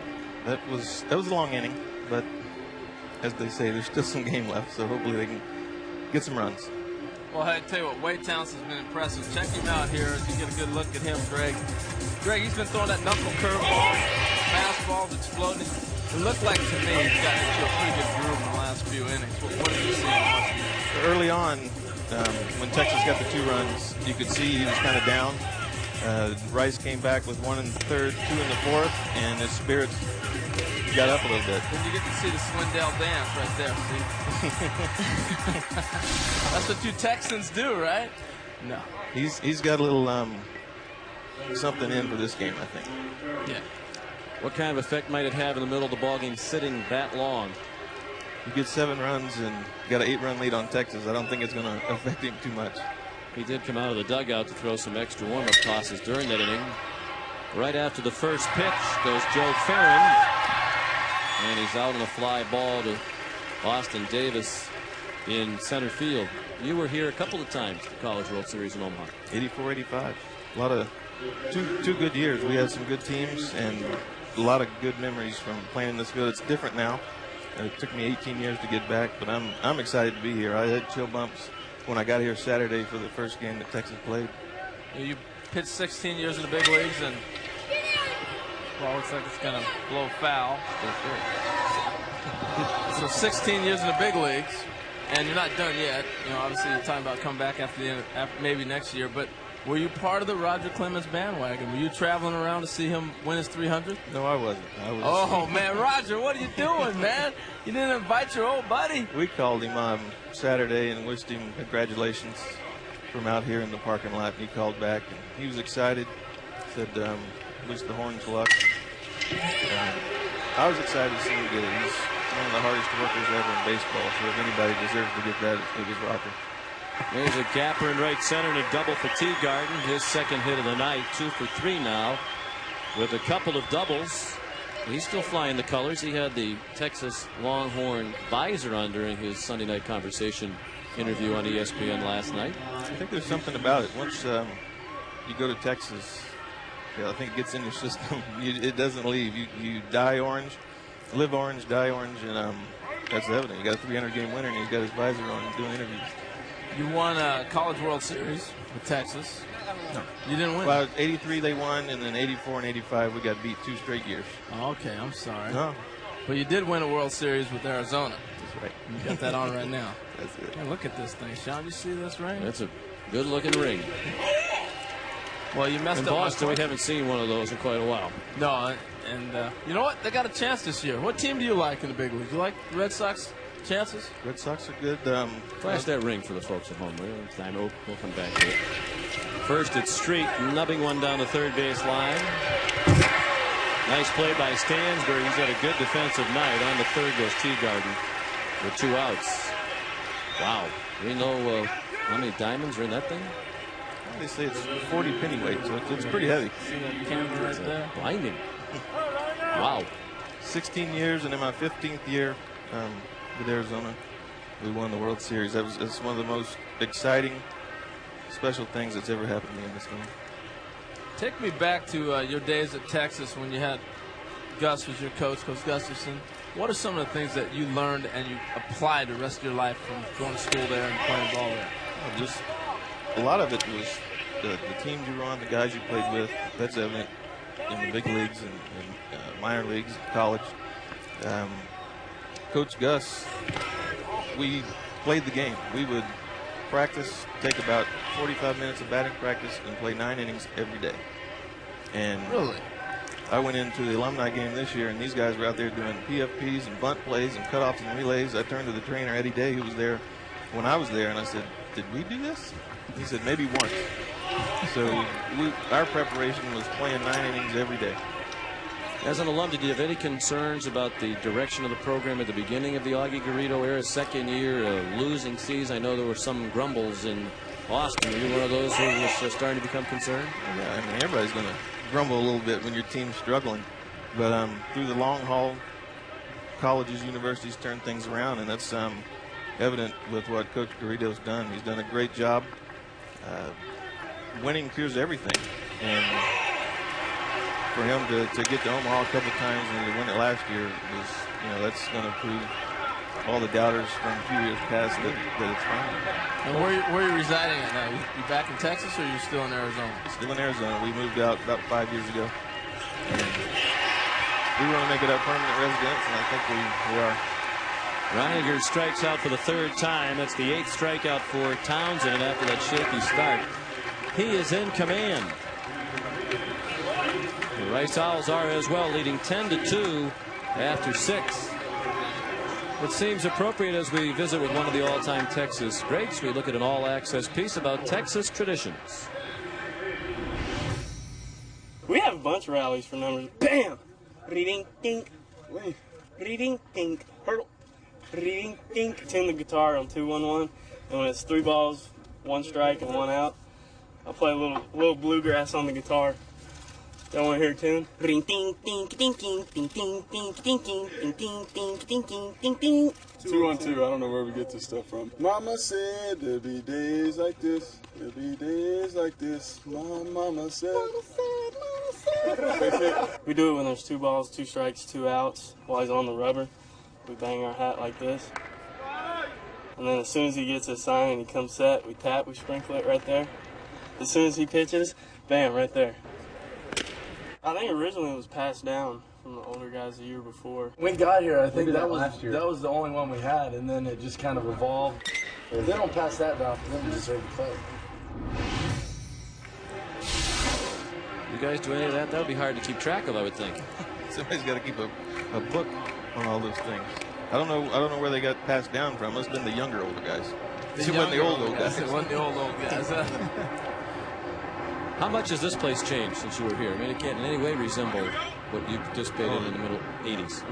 When we would play, we would get off the bus in front of the stadium and leave through the right field line. So I never really had a chance to see the entire stadium. But I think it held 14,000 maybe at the most. And this is comparable to a couple of big league fields, I would say. 26,000 people the other night was amazing. And I think the atmosphere in itself, it's almost like a college football game. You got tailgate parties everywhere. People get excited to come here. That's ripped to deep right center by Dane Bubella. Off the wall on a hop, not touched by a fan. Bubella will stop at second. It's his first hit of the night. He's 1 for 4. That hits off Kevin Frizzell, the 5th pitcher of the night for Texas. Great swing, gets tremendous extension. I thought he's thinking 3 all the way. This ball, they got it back in pretty quick. And no fan touched that ball. You're absolutely right, Sean. The umpire, more importantly, had it right. These guys have done a terrific job. So here's Justin Ruckte, who's also had a very good night. He had the hit that gave Rice the lead. A 2-run double that took them from 2-1 down to 3-2 ahead in the 4th. He's only hitting 3 trips. Greg, a lot of youngsters listening to you out there. You played college baseball. You went on and played, like you said, 16 years in the major leagues. What would you say to a young pitcher out there how to take care of their arm? Because you were a guy that never got hurt. I threw a lot of innings at Texas, and my arm got tired a lot. But I would say, let your body tell you, let your arm tell you how it feels that day. Don't do crazy things. Early in my career, professional career, I tried to throw the ball out of a couple stadiums, and then all of a sudden, why is your arm hurt? I shouldn't have tried to throw the ball out of old Cleveland Stadium. So it's just things like that. You're gonna nowadays with all the exercises you can do for your arms and treatments and things like that, kids can. Did you worry about being a starter or a reliever? Did you pay any credence to that? Because you were a starter early in your career, and then you ended up being a guy coming out of the bullpen.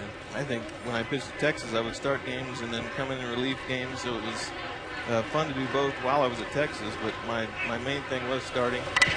And for the first 10 years of my career, I started and made the adjustment I thought would be a little tougher than it was to a reliever.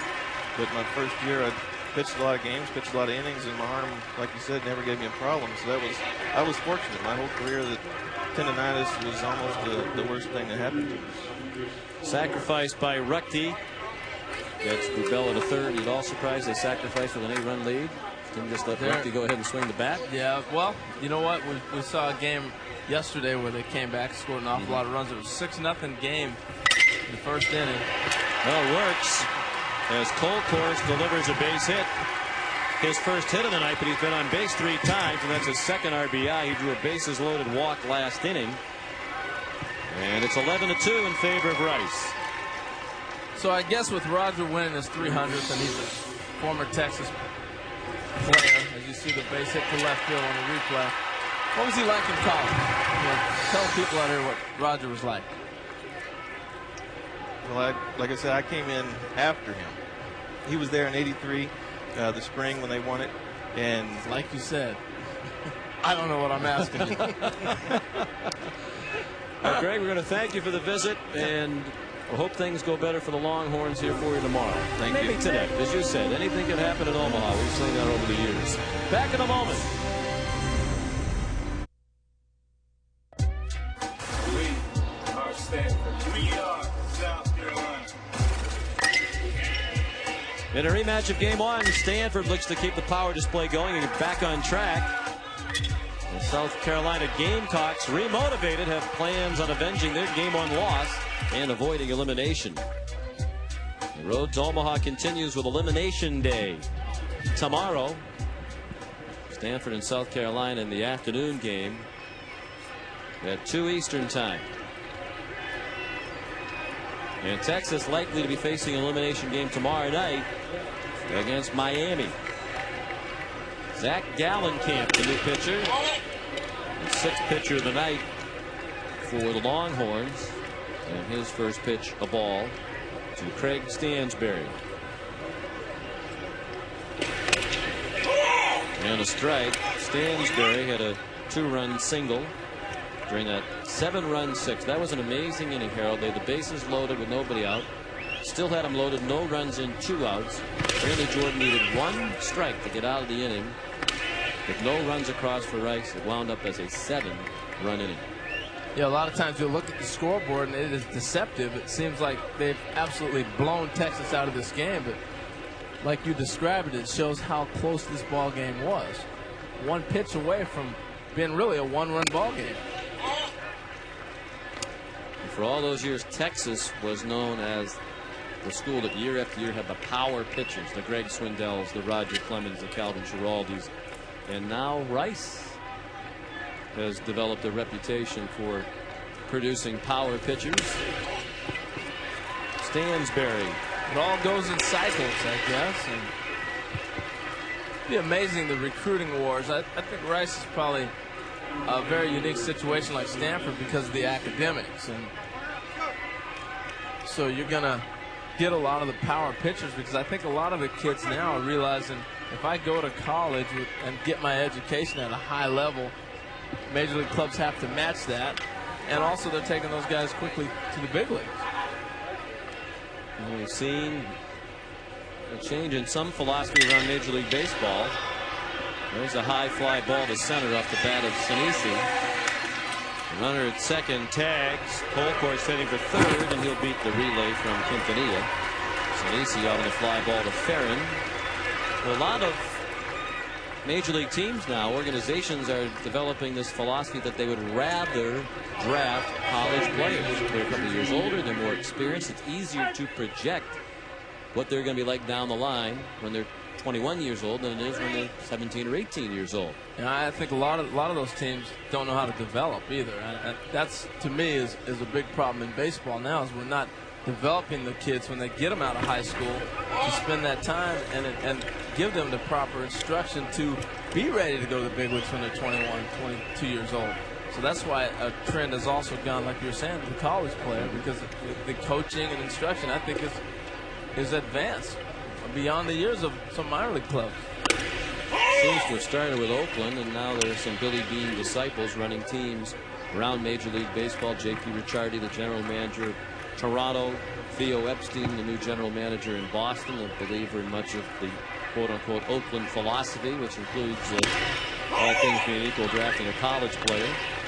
Yeah, I don't necessarily buy into that as much as everybody else does. I still think a kid that can play 142 games opposed to somebody who's playing 20 games, 60 games on the weekend, you're going to get a lot more mileage out of them. And it really just comes down to individual choice. So it's hard to say. I think that's still got time to prove out. 2-2 on Cruz. And the pitch from Gallenkamp blowing away.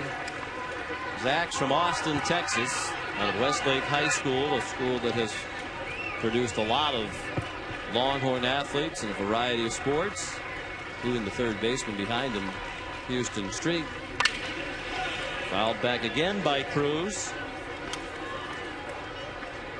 Well, Townsend's gone all the way for Rice. He's not showing any signs of coming out either. No, even with that wrap on his arm, there is no action in their bullpen. Meanwhile, it has been a parade of pitchers for Texas, 6 of them. And Gallenkamp gets his first strikeout to end the inning. 7th inning stretch in Omaha. Rice in control.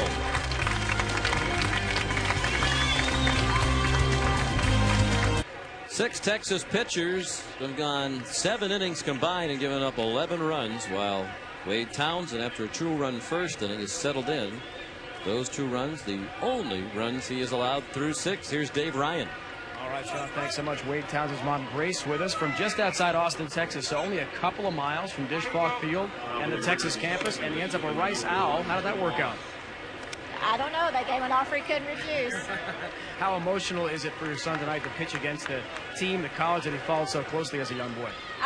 You'd have to ask him. Okay? I mean, I'm sure he's pumped. He's very emotional on the mound. Now, is that something that has always been part of his game? Pretty much, yes. You could ask his high school coach. He's pretty pumped. And how about you watching? Are you as emotional as your son is on the mound? Oh, definitely. I throw every pitch with him. We want to know about your toenails, by the way. I understand your son has got some nice toenail painting. You do the same thing? No, I didn't. That was someone else's idea. Happy mom here, Sean. Wade Townsend's mom, Grace. Yeah, she has a lot of assignments for you, Dave. She wants you to go ask Wade a question, the high school coach a question. You're going to have to get busy. Tim Moss out on a pop-up to the catcher in foul ground. Ruckty handled it. So Townsend is a character. We were talking earlier today with the pitching coach, Zane Curry. He said, remembers walking across the campus and seeing Townsend out in front of the library at Rice. There's a high fly ball. Left center. Great communication right there. The center fielder lost it. The left fielder trailed and stayed with it and caught it. We go back to that story. It's that time of the night, too, with the twilight, that you could easily lose the ball. But he saw Townsend, did the pitching coach, Zane Curry, in an animated discussion with a woman on the campus at Rice. A lot of deep thinkers. There was a woman standing in front of the library who was protesting oil drilling in Alaska. And she was raising money to help fight against oil drilling in Alaska. Well, Townsend was engaging her in a very animated conversation, so he asked Wade about it. They said, she's never been to Alaska. I had been. She had no idea what she was talking about. Impact on polar bears. I mean, all these reasons why he was going to engage her in conversation. And he's a very bright guy. I mean, we saw the piece earlier. He's a happy-go-lucky guy, but don't be confused or don't believe that he's not intelligent. As you said, he a GPA of almost 4 and 1,400 on his SAT. He said he wants to own the San Antonio Spurs and then be the governor of Texas. He wants to follow the George W. Bush model. Just own a team, be the governor. Said he does not want to be president then. Majewski out on the fly ball to center. Townsend has retired 16 of the last 18. And his mother loves it. All Rice fans happy. They lead by 9.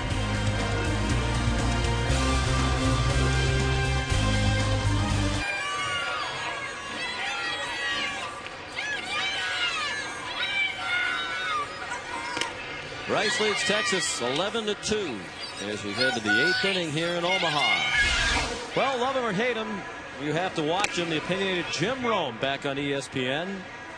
He tells it like it is. He's not afraid of controversy. Tomorrow's guests include boxer Lennox Lewis, broadcaster Jim Lampley, sports writer Ralph Wiley. This is an action-packed show. Entertainer Adam Carolla and correspondent Trevor Hoffman. Rome is burning tomorrow night at 7, presented by Original Coors. 7 Eastern. A lot of guests. Seems to be a boxing thing. Of course, Jim Lampley, a fine all-around boxer, but fine boxing commentator, and with Lennox Lewis on there, my guess is there'll at least be some boxing talk. Sounds that way. Yeah, good chance of that happening. Paul Janisch, the leadoff batter. We're at Rosenblatt Stadium in Omaha, Game 8 of the 2003 College World Series. Sean McDonough, Harold Reynolds, and the omnipresent Dave Ryan. Wade Townsend pitching Rice to an 11-2 lead. Rice's offense helped by control trouble by Texas pitchers, and 3 Longhorn errors have also hurt. Last year in the first round game between these two teams, Texas made 4 errors and still won a 2-1 game. They were fortunate to overcome the miscues last year, not so this year. I think Rice has as good a chance as anybody to get through this field, particularly with the new 2 out of 3. You like the new 2 out of 3 in the championship round? I do. Yeah, I do too. I think that's the way baseball is supposed to be. A little better chance for the best team to win. And I think they've got, if they happen to get there, I mean, they got the big 3 pitchers. That's what it's going to take to get through this tournament. Certainly Cal State Fullerton has been very impressive on the other side. In bracket 1, the pop-up by Janisch. Tim Moss will handle it for the first out of the 8th inning. Janisch now 1 for 4 with a single and an RBI. He could be their closer in the future, Coach Graham told us today. He's got a great arm, and you know what? It's happened before. Guys have actually gone from the shortstop position to pitch. Moda from the Dodgers does that. He was a shortstop in their minor league system and couldn't hit. Had an incredible arm, so they moved him to pitcher. Now he's pitching in the big leagues. Trevor Hoffman was an All-American shortstop at Arizona. There's some guys. Now a correspondent on the Jim Rome Show. That wasn't the Trevor Hoffman, is that right? I guess you're right. So. Yeah. Unless there's another one. That could be. I don't know. Who knows? There's only one Sean McDonough. Oh, you're too kind. I guess that was kind. I don't know. Austin Davis, the batter. He's had a great night. A walk and 3 hits. All of them singles. He's got a great swing. I love how relaxed he is. Seeing the ball. And when you're hot, you're going to see everything real clear. But watch how long he waits to go ahead and attack the ball. That's what's impressive about this young man. And he uses the whole field. And the postseason rapidly getting better for him. He said his most embarrassing moment ever in baseball, he was a victim of the hidden ball trick in the Super Regionals against Houston. You don't see that happen very often anymore, but Davis wiped out on a hidden ball trick. They lost the first game of that 2 out of 3 Super Regional in Houston to the University of Houston, so they had their backs up against the wall, had to win 2 in a row to advance here. And won a first-round game for the first time ever. Lance Pendleton up for the second time. He struck out as a pinch hitter to end that 7-run 6th. That was against Kevin Frizzell. Zach Gallenkamp on the mound now.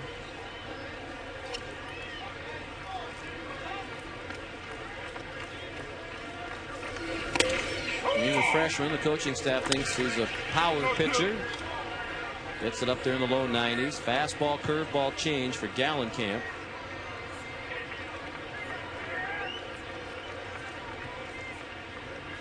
Good athlete. Fields his position well. He hits the corner there. Strike 3 called. Second strikeout for Gallenkamp. He's pitched an inning and a third now of relief. Well, 11-2 ball game, but Al Davis is still into this. I mean, check this out. Watch this call at the end. It's all a part of the commitment to excellence for Al Davis. There it is. Animation. Ringing line drive to left by Bubella, caught by his old teammate Majewski. That ends the inning. Home half of the 8th upcoming. Longhorn fans trying to stay positive, down by 9.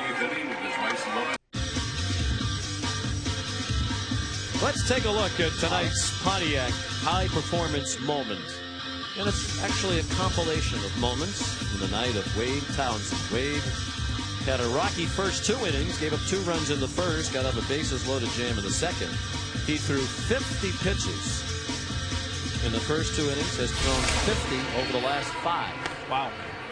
Well, he really settled down. It looked like he was trying to find his groove, and he might have been a little too high going into this game, amped up playing against his local friends and rival at University of Texas, and that might be why he struggled early, but man, he has really settled down.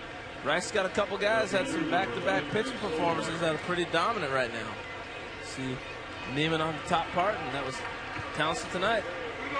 Similar guys, both big bodied, not very highly recruited. Works in progress, and they have developed quickly under Wayne Graham. And they seem like pretty close friends, too, Yeah. Seeing that pitch. I'm a little surprised he's still out there. And maybe they want one more inning. Just, you can never be really cautious enough with the lead here in Omaha.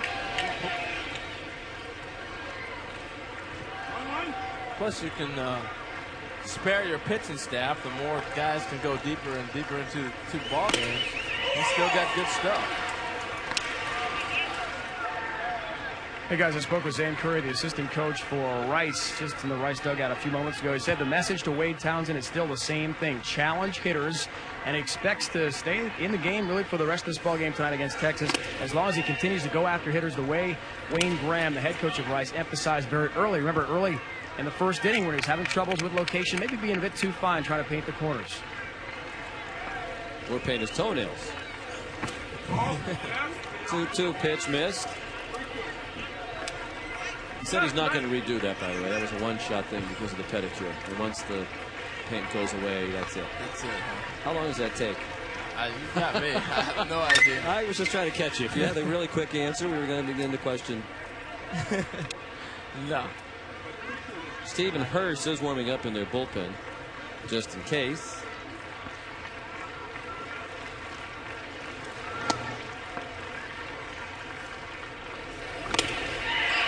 Swing and a miss. And that's a pretty good looking fastball right there on a 3-2 count. When the hitter has a pretty good idea it's coming, he's able to throw it by him.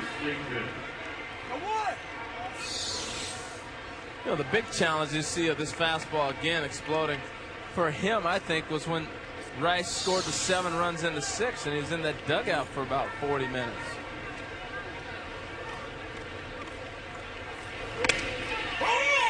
Big Pen takes a strike. 9 strikeouts now for Townsend. 3 through 6 hitters. Had a huge game against Miami. They're 1 for 10 tonight. And only hit by Thigpen his double in the first. Lofts a fly ball to left this time. Colkhorst has it. Thigpen 1 for 4. 2 down here in the 8th. That's 7 in a row. Retired by Townsend. And Texas has had just 2 base runners since the second inning. And 2 doubles by Teagarden. 18 of the last 20 put down by the big right-hander. He's feeling good right now. It's a pretty smart battery. Not only is he an excellent student, as we've chronicled, but Weston Ruckey, the catcher's a 3.6 GPA in sports management. They've had some high-level conversations. You expect that at Rice. Yes, indeed. Joe Ferrin takes a strike. He's a transfer from Iowa State. Played 1 year there as a freshman. And decided to leave. Went to junior college for a year. And then went to Texas. He admired the Texas program and facilities as a visitor to Austin while playing for Iowa State. And it was a big thrill for Joe. And he was invited to join the Longhorn program. A strike away from a 1-2-3 inning for Wade Townsend. And that one just missed. He reached back for a little extra on that one. Popped the glove at 94 on that pitch, but you could tell in the torque and his mechanics, he kind of reached back for a little extra.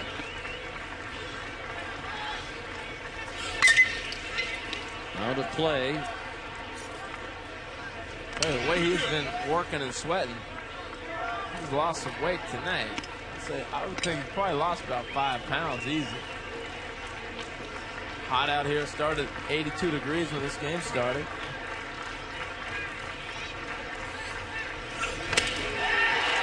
Breaking ball back to the knuckle curve for strike 3.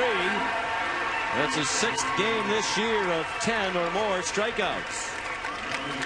Wade Townsend has been dominant. If you look at the numbers that Rice has put up, it's 11-2 as they have absolutely taken over this ball game. Rice Owls leading the nasty pitch right there, 11-2 as we go to the 9th.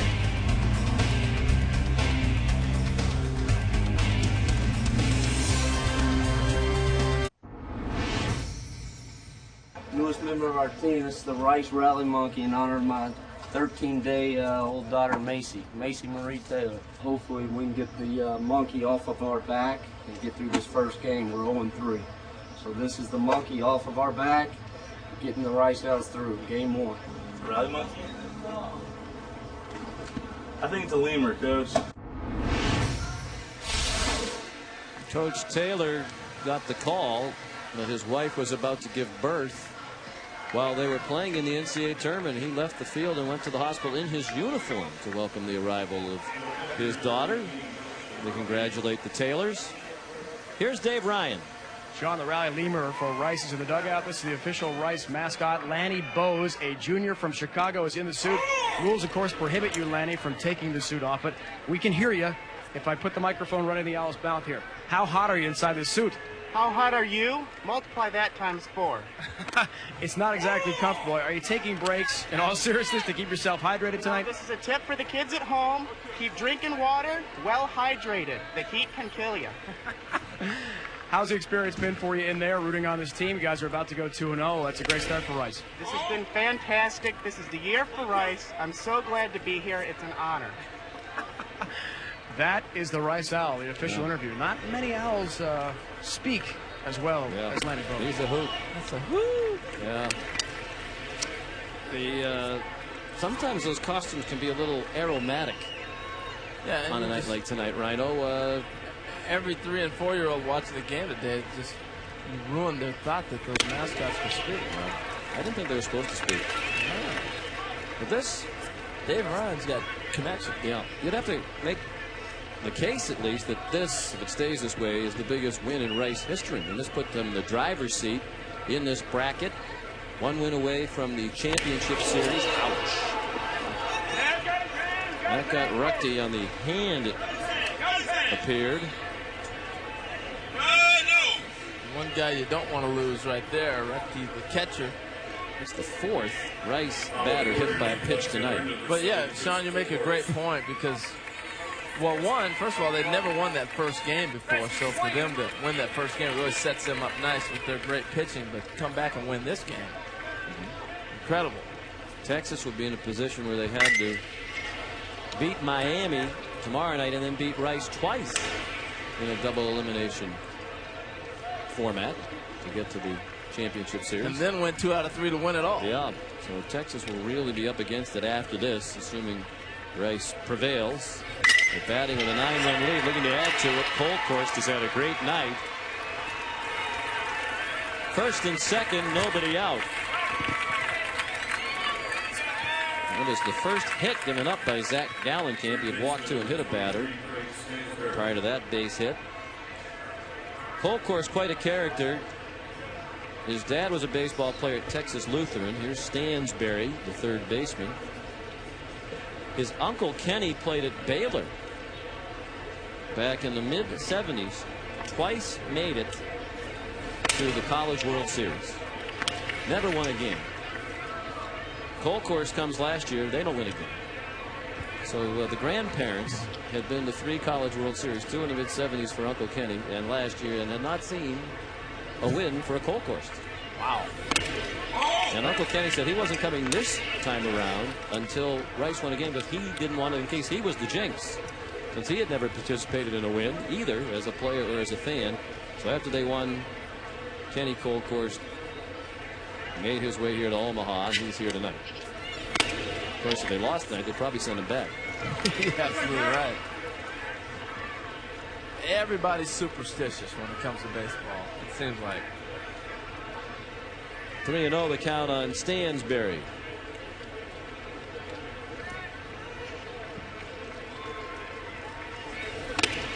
And there's a strike. Well, for the 6th guy to take the mound tonight, Gallenkamp has looked good. He really has. The other thing that's, if you want to take a positive out of this for Texas, is that you've got a chance for everybody to get into the game, and Tennessee to relax, get your feet wet. I would have to say we've seen all the teams now. If you had to pick a favorite right now, and obviously it's easy to do a little bit deeper into the tournament, I'd like Rice's chances as well as anybody's. Yeah, them, and I like Cal State Fullerton too. I mean, it's easy to pick teams that are 2-0 and say they got a chance to do this, but the pitching and the depth, I think, are the big keys. There will be yet another pitcher. Buck Cody will be the new pitcher for the Longhorns.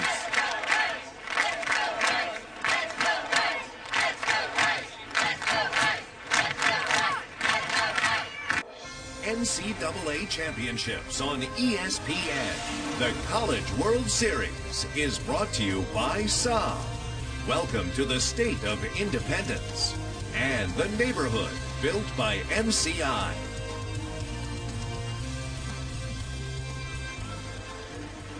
Delighted to have you with us for Game 8 of the College World Series from Rosenblatt Stadium. Another big crowd on hand, 24,852. That's the 5th largest crowd ever at the College World Series in Omaha. And they're looking at the 7th pitcher of the night for Texas, a sophomore from Oklahoma City, Buck Cody, on for the 9th time this year. He made 8 relief appearances, pitching just a total of 5 1/3 innings, with 7 strikeouts. The 7 pitchers used ties the College World Series record for most pitchers in one game. It's the 8th time a team has used 7 pitchers. Vincent Sinisi hitless, but he walked and scored a run during that big 7-run 6th. You would have told Wayne Graham that Vincent Sinisi was going to go 0 for 4 and you were going to have 11 runs on the board. He would have probably thought we were crazy. He was their leading hitter entering tonight's action. Fouls one back. He's batting with the bases loaded and nobody out. Ruckte is the runner at 3rd. Kolkhorst at 2nd. Stansberry at 1st. Kolkhorst has been on base 4 times tonight. He's already scored twice. In the air in center. The 2 runners are tagging. The catch by Farron to throw toward 3rd. It is cut off. Ruckte scores to make it 12-2.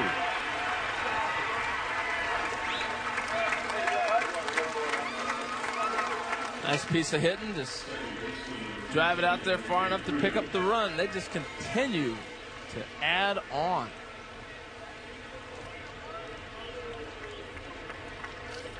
Well, they own a few. You know, they took a few beatings in football over the years.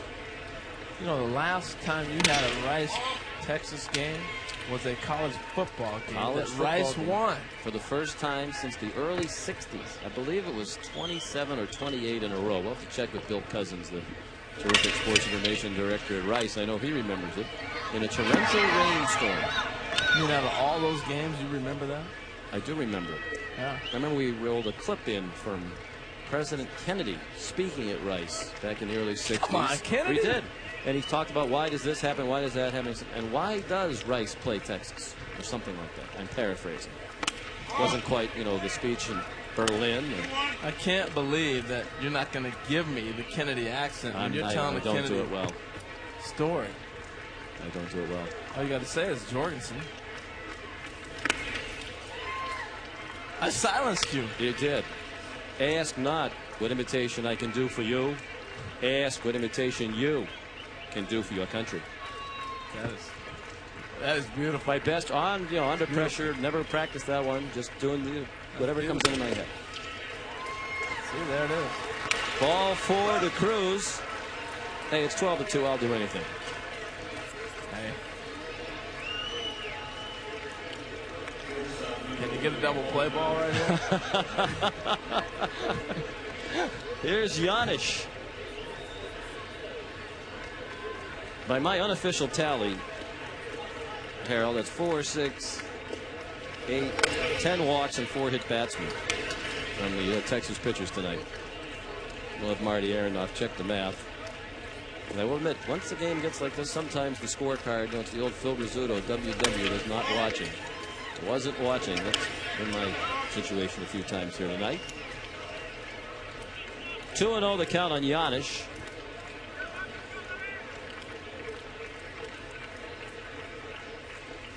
And we checked with Bill Cousins. That football game was October 16th, 1994. Rice won 19-17. Texas had won 28 in a row. They moved that game to Sunday night. That was the year the NFL was having a labor issue. It was a Sunday night game played in a torrential rain. And it was the start of about a week of heavy rain in the Houston area that had tremendous flooding. We were fortunate to get out of it. Wow. That's some kind of upset. It was a major upset. It upset the Texas people a lot, too. I'm sure it did. Didn't win John Makovic too many fans at that time. Full count on Giannis. Check swing. Strike 3. I would have predicted that one. Given the score, that there was a chance Randy Bruns might have run him up. I was leaning towards Randy. I had to. Come on, Randy. Yeah. I mean, it's 12-2. Yep. I have to say, good call, man. I don't even think that requires a replay. That was clearly an excellent call. The 7th battered inning, your man Austin Davis with a nice swing. We've established that he has a very nice swing. Yes, he does. Great balance. Good approach. Driven the ball to left center field. Pulled one past the second baseman. He's standing there nice on the left-hander.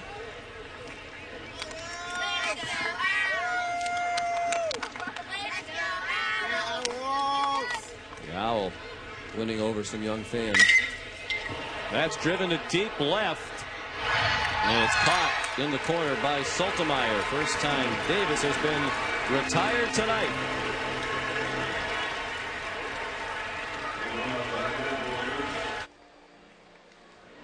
Boy, Texas has run into a buzzsaw. And you talk about how the West was won. And Rice has a new Wyatt Earp because he came at him. Young man was dealing. Wade Townsend, 10 strikeouts in every fashion you can think of. There's a knuckle curveball. There's another one. It breaks like a split sometimes. Other times it breaks like a slider. So it's tough to pick up. And he ate these hitters up early. He struggled out in the first inning, but he settled down. And he had a 94, 95-mile-an-hour fastball working, but he used that knuckle curveball. Look at all the out pitches he got on that, and then finally set him up with a fastball. He had one strikeout on a fastball. The rest were on that knuckle curve that he learned about 6 weeks ago. Has that been an effective pitch or what? It certainly has been. He has never pitched a complete game. 8 innings, the longest outing of his career. He's done that on a number of occasions. He's now thrown 117 pitches tonight, facing Taylor Teagarden. One of the few horns who's had a good night at the plate. 2 for 3. He's the only Texas hitter who has reached base since the 2nd inning. They doubled in the 3rd and doubled in the 6th. If they go on to hang on, Sean, in this 12-2 game, which I think they probably will, yeah, it's not if he can complete this game tonight, but it's being able to come back. He will have to pitch again if they're going to win this thing. Popped up near second base. The shortstop Giannis wants it. Cruz, hands on hip, said, hey, that came right to me. Let me have it. They like those little pop-ups, you middle infielders. You know, an easy chance to build up your fielding percentage. Oh, you're right. I used to fight over those, man. As soon as it goes up, it's mine. Cruz doesn't look too happy about it. I got one. Coach Graham thinks the Cruz family keeps coming to Rice in part because he threw batting practice to the Astros, Wayne Graham did, for 11 years. He said, I never once hit Jose Cruz. So maybe that's why he likes me. Better not hit years, Jose. right. Bop him sooner or later. Here's Enrique again to his left. 2 outs.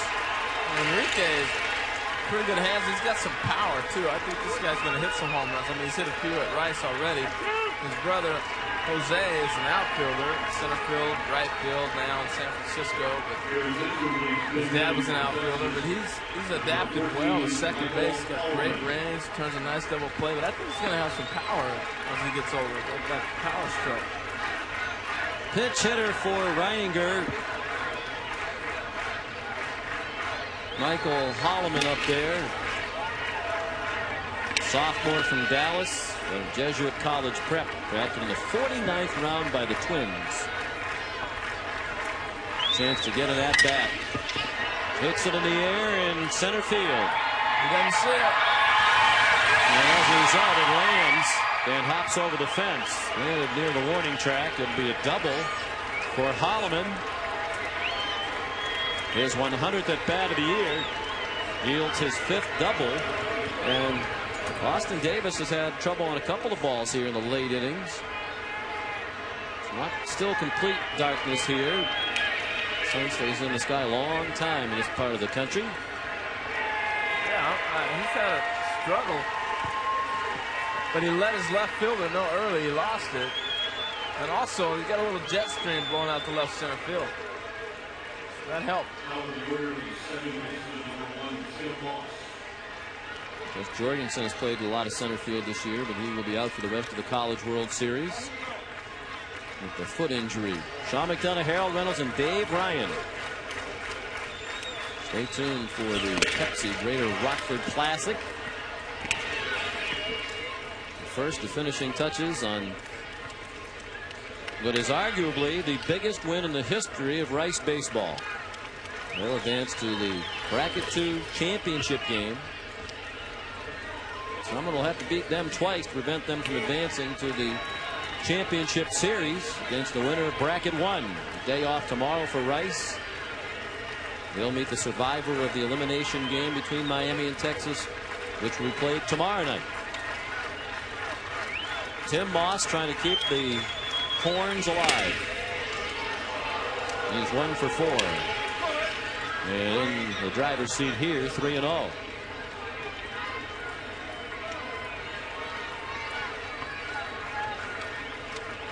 Well, Townsend wanted to send a message to the school from right down the street that did not recruit him. The message delivered loud and clear. Pitched a great game. Marvelous. Started off a little excited, and I think he struggled because of that. But, man, when he settled down, he's been dynamite. Ball 4. Sure, he would have loved to have seen that ball be caught in the outfield. Graham on his way to the mound now, so it might not be a complete game. It won't be.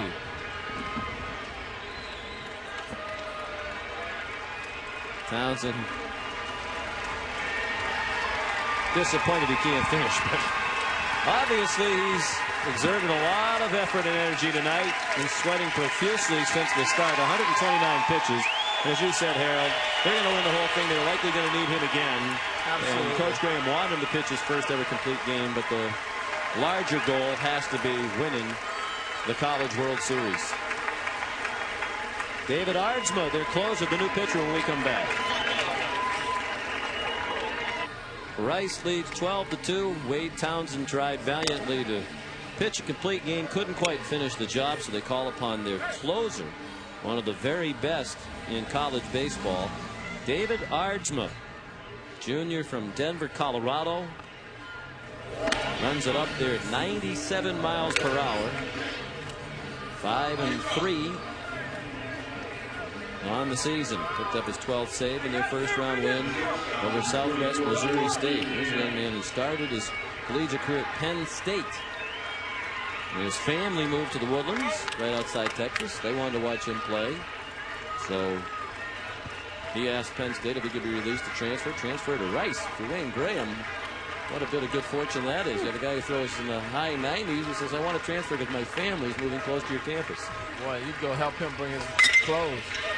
And he's going to do it with one pitch.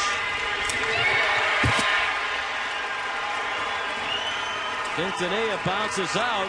Townsend the winner as Rice advances to the Bracket 2 championship game. They're 2-0 here at the 2003 College World Series. An impressive victory over their rivals, the Texas Longhorns. So Texas will play tomorrow night at 8 o'clock on ESPN against Miami in the Bracket 2 elimination game. And in the afternoon, it's Stanford against South Carolina. Stanford beat the Gamecocks 8-0 on Friday. Texas beat Miami 13-2. Saturday, rematches in each elimination game. Rice wins at 12-2.